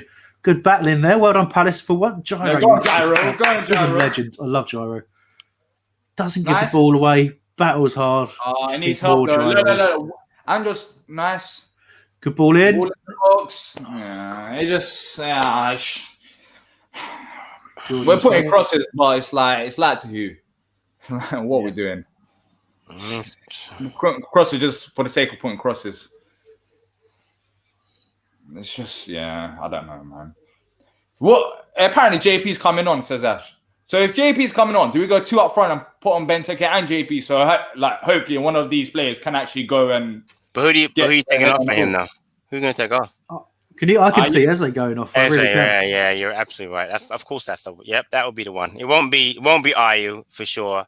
It won't be Benteke because he hasn't really had enough. Yeah, you're right. It's going to be Eze for sure. What? Wow. No. Wow. Well, he hasn't had a great game. No, he hasn't. But I'm not saying just that. You know, we've got good work from Ayew there. We've got a free kick in a decent area, so I hope we probably wait for this to go in before we make the change. But I mean, the only other option I can see is like for Benteke. That's those are really the 2 options that I consider from Roy's perspective. And I'm concerned if we do. And I know Eze hasn't been in the game much, but if we do take out that extra body in midfield, with Fulham playing quite well, do we open ourselves up for a problem? But I think we've got to do it. I think we have to do it. We can't. We have can't to leave change it something up. It'll be Benteke then. Based on that logic, Hambo, it's going to be Benteke. You're right. He's not going to change the system at this point and 0-0 at home. He's not going to change the system and risk losing that precious point that he loves to talk about. So, yeah, it'll be Benteke. I have to say, that was a really good ball in from Andros, but it just dipped at the wrong moment. We only had ultimately three closing in on it against, 6, 7 Fulham players. And that, that in itself is a bit. Two of them were defenders. So, it was Kouyaté and Cahill, looked like, with the two of the attacking. Everything that we do is just defensive focus. It's ridiculous. No, that is a good ball. Right at the 6, over Benteke, past Cahill, and behind Kouyaté. Couple more bodies piling in on that. And you get a chance there, really. Right. So I don't really understand why so many were static, sitting back in the area. Oh my days, man! There we go. But I need a second team, Diyar. Who should I pick? Second team. You should go watch Man City. Jeez, then you'll be a proper Barcelona, Bayern Munich. I haven't seen Mateta at all. I don't know where that came from, but yeah, I said that, but I can't see him as well. But they're making a change as well. Fulham. I don't know who's. Yeah, that'll be their second change. Carvalho. How many shots on target have we had so far? 0 against relegation. That is seriously. That is what's that is. We've had no shots on target against Fulham at home.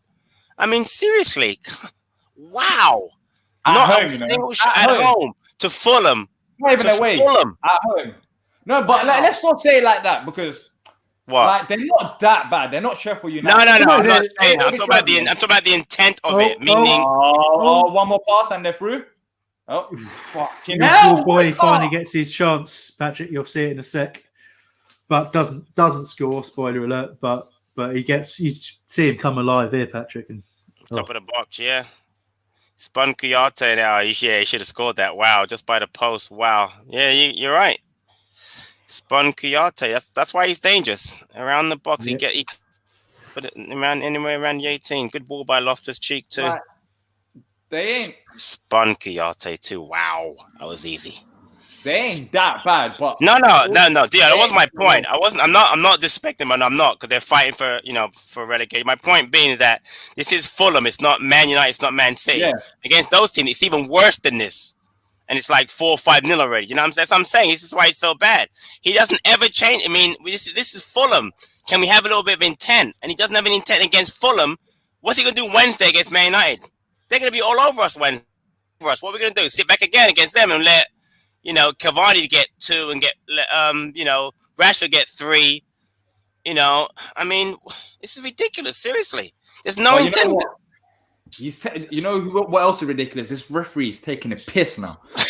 He's taking a piss. I swear that, and he's taking a piss. How on earth was that another foul for Fulham? How many fouls have they had? I swear, nothing's even happening. If they were clear fouls, I would understand. But he's actually pissing me off. I'm watching Palace. That pisses me off as well. But you're not making it any easier for me. My best part of that Hambo was the "I swear down" part. Yeah, I enjoyed it. I love the lingo when it pops in every once in a while. I love it. Come on, more of that. Good save by Vicente. Sorry for the spoiler, Patrick. Nah, don't worry about it. I'm not bothered at all. We just go. Got away with that, really. Don't worry about it at all. And we've still not done a thing, and they are really turning the screw now. Another ball in the box, cleared for a corner by Luca. Lots of shouting in the Palace lines, but all the shouting in the world won't help if you don't actually do something. Brilliant save. It's your boy again. Good header, but Guaita's reactions, they're top class anyway. Oh my days. Done really well to keep that out. Good save. Seriously, really good save. Second half is just Fulham. Second half. This has been the entire season. This is so funny to me. It just is.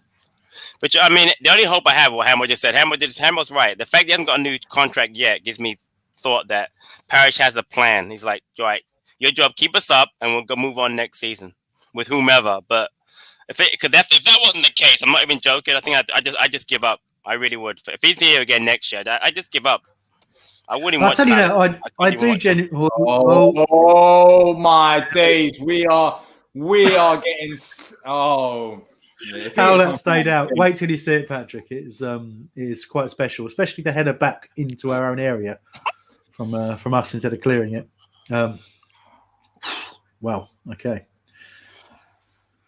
Come on, boys. Need to sort this out. Oh my days, we are like Gary Cahill. What a block that was! But like, this was coming. I think we all saw it in the second half. I saw it anyways.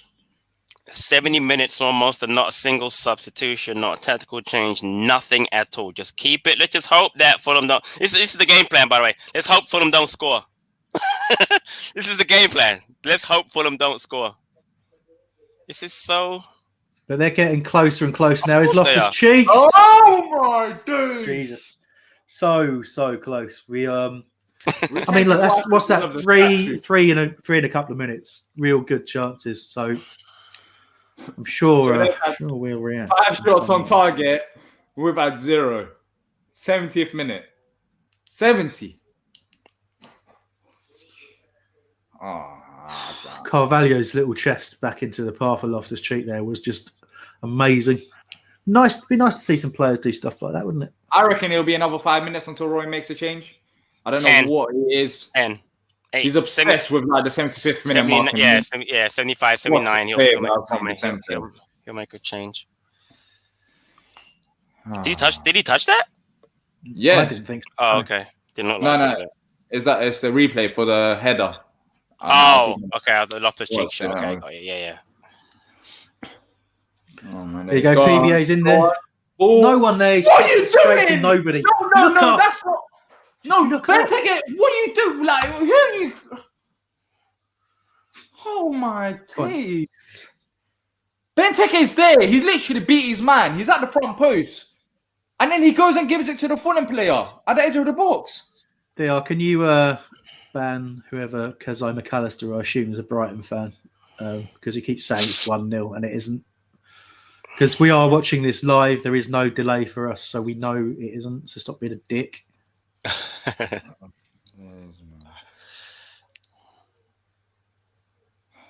Like, what was that? I'm not saying it won't be soon, though. By the way, Exactly.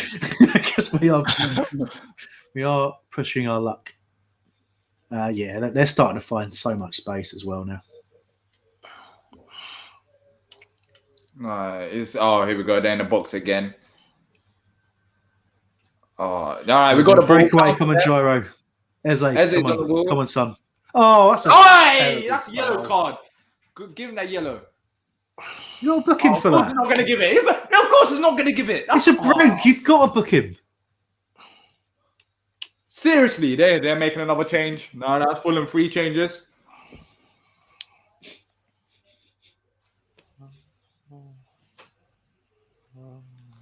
Oh my days, man. Seriously. Like that should have been a yellow card. It's amazing that he doesn't. Luke is yelling at him, and he doesn't even think to give him a yellow card. Saying, "What's his point? What's the hand gesture for, Taylor? What do you mean? What? It's not a foul. It's not a break. I mean, it's not a foul. It's not like it's early in the game. It's 71st minute. How is that not a yellow card? Stupid." Oh my days. All right, we got it again. Ayu, he's running now. Running in there. This is fucking.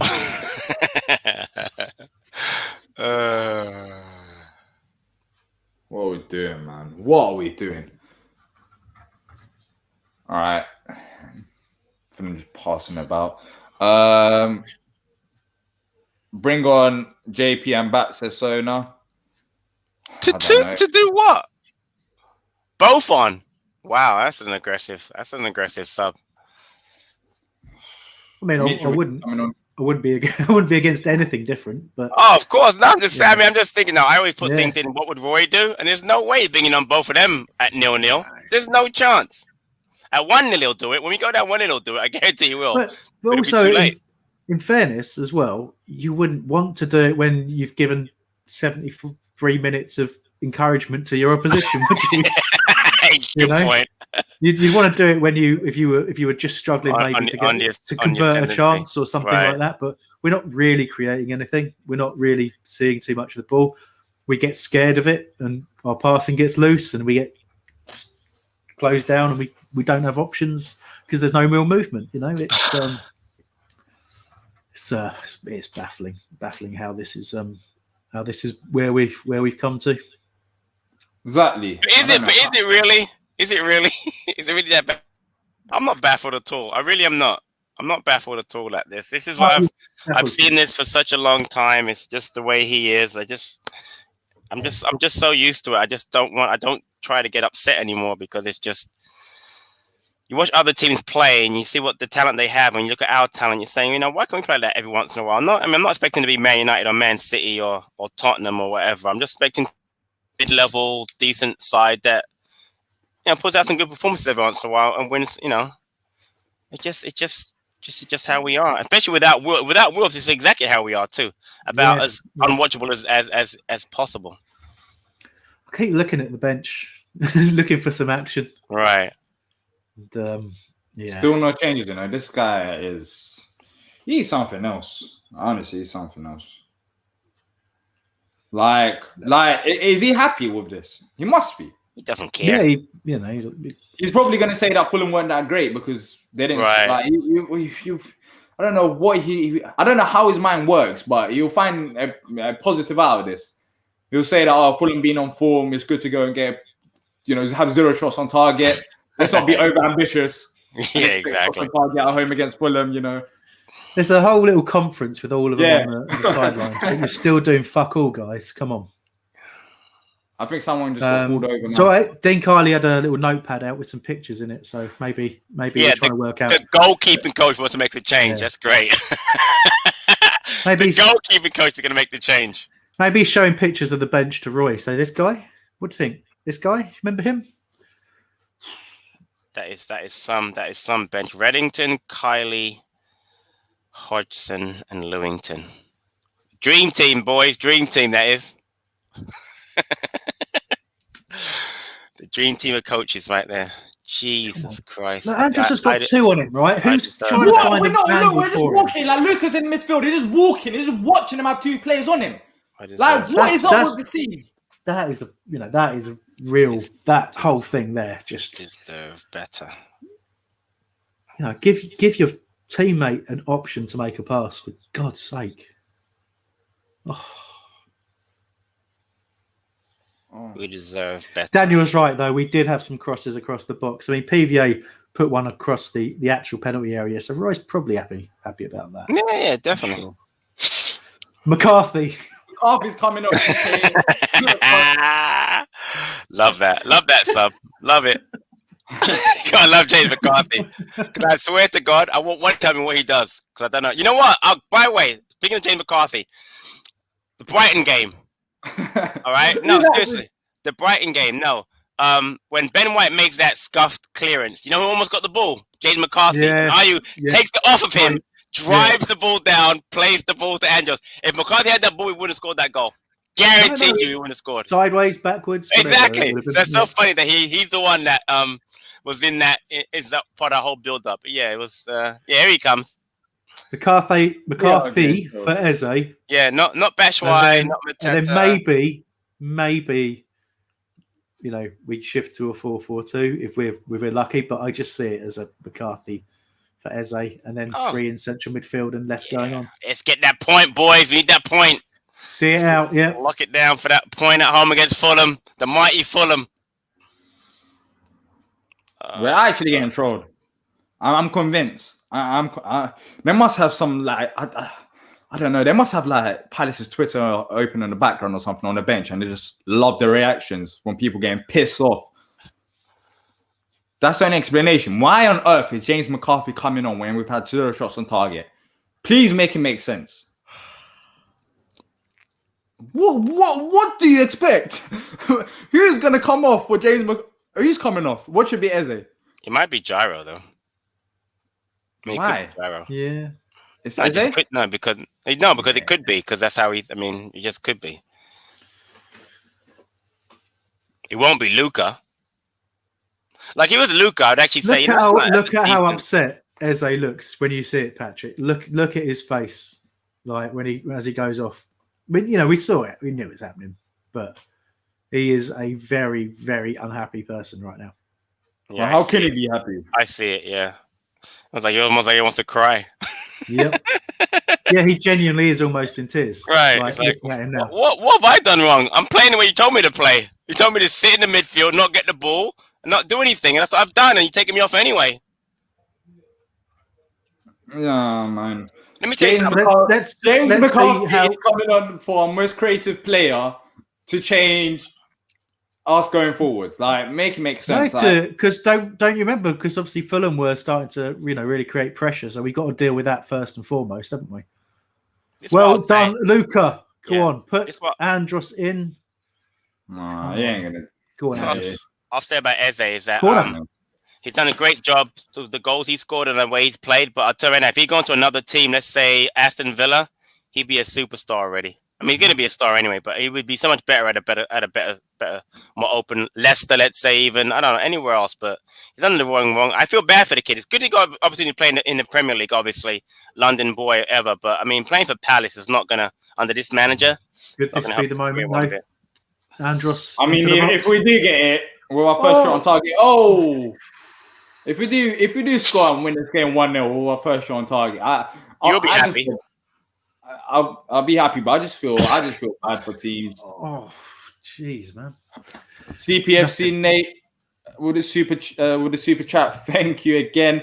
A fully packed Sellers Park and the ground would be livid, playing like a bunch of drunken plumbers. Thanks for rescuing us from the mess of Frank de Boer. Like, we're still on this Frank de Boer conversation, and it's been like 4 years. Exactly. It is. Yeah, we have. It's relevant because, and I said this a million times. Like, Roy has been brilliant for us. If you look at what he did to come in, but as a pragmatic, organised manager, we needed it at the time. Yep.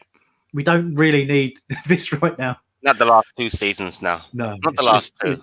And it has affected our pro. Great stuff from Benteke. Such good battling out there on his own, but I think eventually 4 of them on him told. But jeez. But here's the urgency now. Like, we've suddenly got it with 10 minutes to go. If that was the game plan and it works, I'll shut my mouth. But really. But will you, Hambo? Really? After 80 minutes? No, I'm not going to say it. You're being. It'll still be luck. Hambo's trolling me and you, Diyar, right now. Exactly. Yeah, you try. But now you shut your mouth. Yo, you've been here moaning with us, and now you're saying you shut your mouth. It's not Brian. Brian game was an exception. Brian game, I don't care how we like. I don't. As long as we won, I don't mind it. That's why I was happy about it. But when you're facing, Fulham and other teams, it's different. It's not Brighton. We should be doing better. We should be actually performing to get the results. I don't know. I don't know how we even ridiculous in this game. But look, it's the same old thing. He's gonna cut to his left foot. And the thing is, I could take it if we were bringing bringing on a couple of youngsters who are coming on. You're getting so and so's coming on, see how he plays. But you're bringing like a McCarthy. I mean, it's like, oh my gosh, James McCarthy. You know a funny joke about? I mean, I do it every watch. I'll do it again. Football Manager. Whenever McCarthy, when I start a new save, the first player I try to get rid of is James McCarthy. Every time, and then Hennessy. Every time I get rid of them, they won't leave though. They will not leave. I'm amazed. Do you try mutual termination for Hennessy straight away? Can you do that? Yeah, just try and terminate his contract. No. Look at that, though. You got fouled there. You better give me a yellow card. He gave me a yellow card. But let's say let's say that they didn't foul him. Who was around him? Who was around Jordan Ayew? There was literally 4 or 5 Fulham players, and Jordan, like, what do you expect him to do running at them plays? Like, does Roy overrate these players? Does he see them as like, I don't know, who's Roy's? I don't get it. Like, who do you think Jordan Ayew is to go and do it all? Like, you're asking an awful lot. Ronaldinho? Has he? I don't know. Oh my days! If Roy managed Ronaldinho would, yeah. Can you imagine Ronaldinho? The Roberto Carlos Hodgson comments almost make me laugh. He told him he basically wasn't a left back. Like, right. Okay. That makes okay. Right. Yeah. Cheers. Yeah. One of the best left backs ever in the world. Exactly. Yeah. Cheers to that comment. Appreciate it. Yeah. Oh my days. If you haven't already done so, make sure to leave a like and subscribe if you're new here.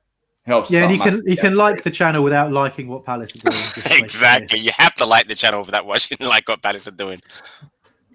How could you like this? What day is it? Is it still Sunday?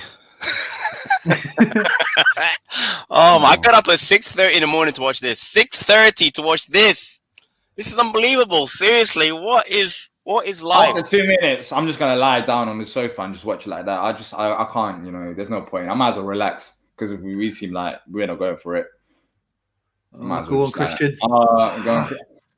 Yeah. You're saying But going it's, Christian. you know, What do you expect him to by himself? It's yeah, exactly. It's one up top. We instead of going to win the game, we've gone to shut up shop. He'll take the point. We knew we were, but it still doesn't make it right, does it? Just imagine the mentality that you're showing here. Imagine that. I'm saying that, and that is the key, Hambo, and it's been that way all year. His mentality is so poor, weak, Hodgson. It's just like, and the players have adopted it, which is so sad because some of them players are decent players, they really are. But the mentality of this manager is so unbelievably negative and poor. It's frustrating. Every week it's the same thing. It really is. And if you tell a squad basically that they're not good enough to go and impose themselves on somebody else, you tell them that repeatedly over 4 years, they'll believe it. Believe it, yep. They will. That's what happens when you're a manager. If you tell people something, they will accept that you're right.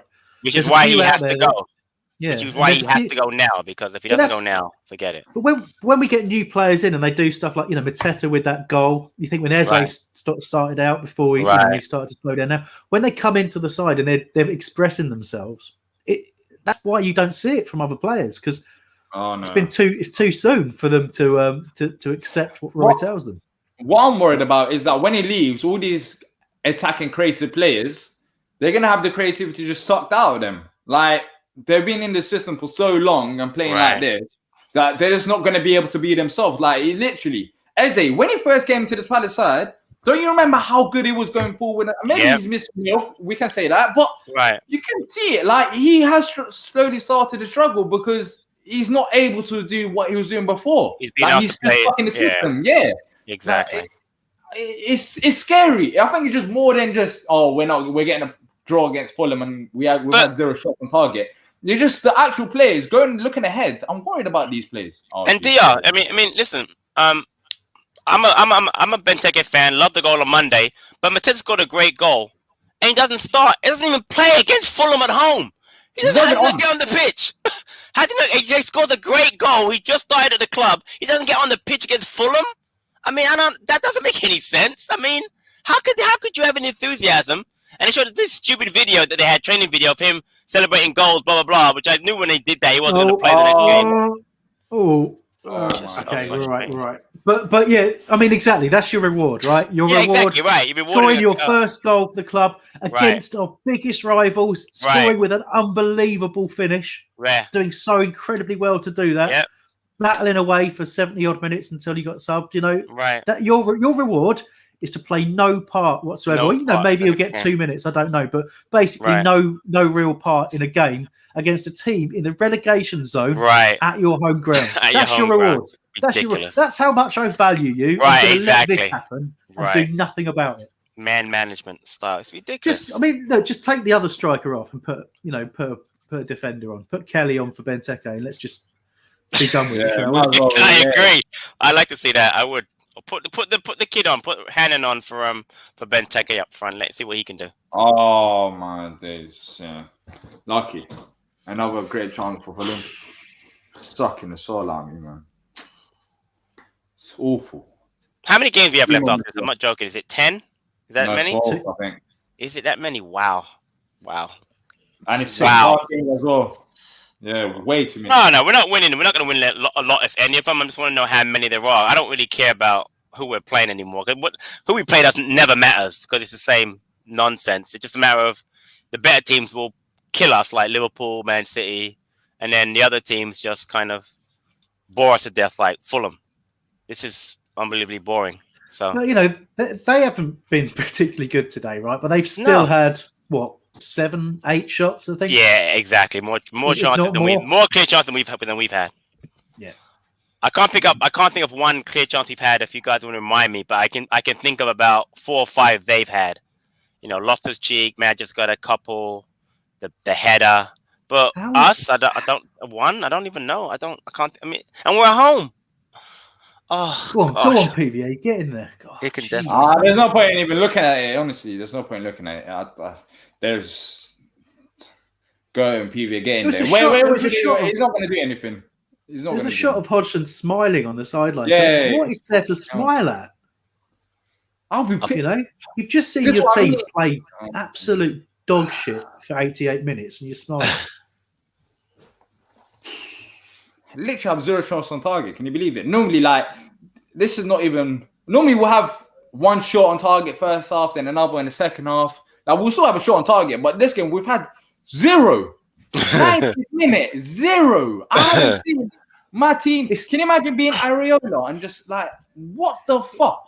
It's gutless, isn't it? It's absolutely gutless. That's it. There you go. It's gutless. It's a gutless performance by the manager, not wanting to take a chance of going for 3 points because, again, at that schedule, where the next 3 going to come from? I don't know where it's going to come from.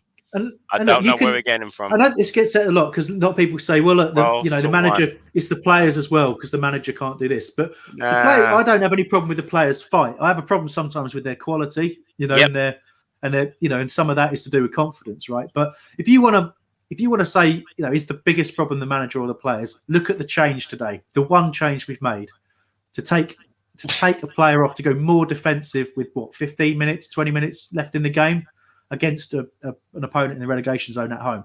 That's what we decided was the thing to do. Let's shut up shop, try and see out the 0-0. And that tells you everything you need to know about our mentality, about that manager's mentality. That's why I have a problem with him, and most of us seem to. 3 minutes of injury time we're in now. 3. Wow, that long.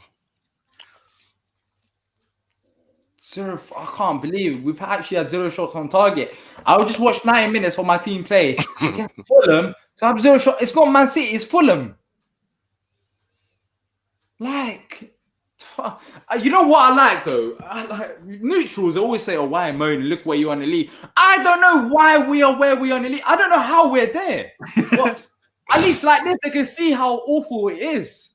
Every time we face a team, that's another team who can see us. I can understand our pain. Yeah. I mean, that has been growing as well. The teams that play us, the reaction from their fans is always, how the hell can you watch that every week? And the answer is it's not easy. Right, this helps because we've got all the people in the comments sharing our pain. And I can see Diyar and Patrick getting either laughing or getting extremely angry. And that helps as well. But oh my gosh, unbelievable. Apparently, in commentary, Jonathan Pearce said a minute to go. We know, mate. We know how it feels. Is he still doing commentary? Is he still doing? I assume it's radio or something. I don't know what Chris wow. doing, but... I used to like him on Capital Gold Radio. He was brilliant. Really good in the old days of the championship. He was really good. I enjoyed him. Jonathan Pearce, Capital Gold Radio. 9, 10, 11, 12 more games of this shit. Tom, 12. I hope you're right. I hope it is a George Burley vibe because, we know what happened. George Burley got told where to go very quickly, didn't he? So there we go. Yeah, but he has more respect for Hodgson than he had for Burley, obviously, so he won't do it. That was his first manager he ever had, so it won't happen that way. But I know what you mean. I like that. I was also, we lost 3-0 to Millwall. Doesn't matter who it is, sack him immediately. I was happy with that. But, exactly. Get him out. Just make the season null and void, man. Just finish it, man. This is just... I'm with you, Diyar. Can we just give whatever results out, sim the rest of the season, stay up, and then move on to next year and with the new manager. Just end the season now. Just get it over with, because this is. Why are people trying to say we can see? We're watching this live. We know. Oh, it's 1-0. Oh, I must have missed that. Oh, we might, but it hasn't happened yet. We might though, but it hasn't quite happened yet. Yeah. Oh, we've managed to grind out the perfect 0-0 against Fulham. Let's face it, it's done. The perfect 0-0. It's been beautiful. Oh my gosh. Afterwards, I'm going to be on the fan cam. If you want to come and join us, DM us on Twitter, and then we'll try to bring you on. But yeah, I don't think you're going to talk about. Exactly, I don't think. I thought I mentioned that it won't be a long one. Yeah. But yeah, if you want to jump on, I don't know what that's a very good question. What are we talking about? What are we going to talk about there? A late Fulham winner. According to the comments in the chat.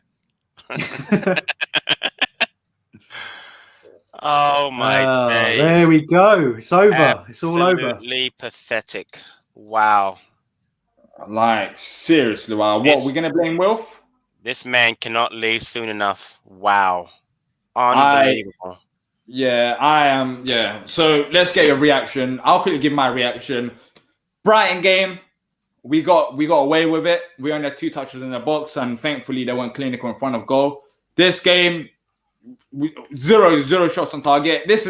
I don't care. Just stop using the Wolf excuse. I don't want to hear it anymore. He's our best player, but if we can't adjust to not having Wilfried Zaha after 30 games of not have of him not playing and Roy still not able to figure it out, then he's a shit manager. It's as simple as that. I don't care. I'm not going to hold back anymore. We haven't got Wilf, but it's awful. We had 0 shots on target against a team side Fulham. Like, I don't know how we are in the position that we are, but the performance was dreadful. It was just awful and not acceptable by any means. And we're so lucky that we managed to pick out points here and there. But I don't know how I'm going to watch 12 more games with this. I really think it's just one sub, McCarthy for Eze. When JP went and scored a goal, and then you don't bring him on at all in this game, and the only sub you make is your most creative player off for defensive midfielder. What? I'll leave it to you guys. I'm done. Well, look. The system change again. So if I'm trying to pick out anything that I can say positively, I was happy that we changed the system. I'm happy we tried something different. We very quickly abandoned the kind of fluid movement we had at the top, which was really disappointing because I thought actually this seems like we got a tactic here. Abandoned it straight away because we got too fearful of what Fulham might do if we didn't stick to our positions. The system made the worst possible use out of Eze because we tried to play him in a more advanced role, but we didn't get him any of the ball, so it didn't work, and we didn't try to change it. So he gets hung out to dry, taken off the pitch for having an ineffective game. We changed everything defensively to keep Fulham to 0-0 at home, which is embarrassing. I'm embarrassed watching it. And frankly, no matter what you can talk about in terms of points total, we've added another point. We're another step closer to safety. Blah, blah, blah, blah, blah. This is just further evidence we're a team out of form and a manager who has no idea of how to change it, how to deal with it. And to make only 1 sub all game and it to be a defensive sub, completely unacceptable. What can you possibly say? We're Palace fans for a reason, and it's not because we expect to win every week, but it's because we expect our team to try and we expect our manager to make the best use of the squad, right? And he's not doing that. All the injuries, all the bad form, you can say whatever you like. That today was humiliating in the sense that we didn't even try to score a goal. We just weren't interested in that part of the match. It's just pathetic. Yeah, it was awful. Not going to watch any of the post game comments from the manager. He's going to be the same stuff he's always said, and it's awful to watch. I mean, just get me to the end of the season, get him out of here. I look forward to 2021, 2022 season with fans back in the ground that can show some emotion. Because the players, they're going through the motion. I get it. The mentality of the manager is so weak. We did nothing different today. A 0-0 will make him happy. Absolutely pathetic performance by the team. It's just uninspiring, boring, awful. Another point, big deal. Who cares? We're not going to go down anyway. What are we playing for anyway? I mean, it was awful. But again, I've been saying that all season, and I'll be happy when Hodgson's gone. Very, very happy when he's gone. I'll just say, it did say in the chat that we didn't talk about Manscaped today, and we didn't. You're quite right. I think it was too depressing. But if you do want to check out Manscaped, go to manscaped.com. Check out their range of products. Fantastic people, fantastic products, and 20% off with the code BOTN. Yes, 20% off, and we're gonna end this right now, and then we'll have the fan cam on. Hopefully, it won't go for too long. And yeah, thank you for joining us here. And until next time, up the Palace.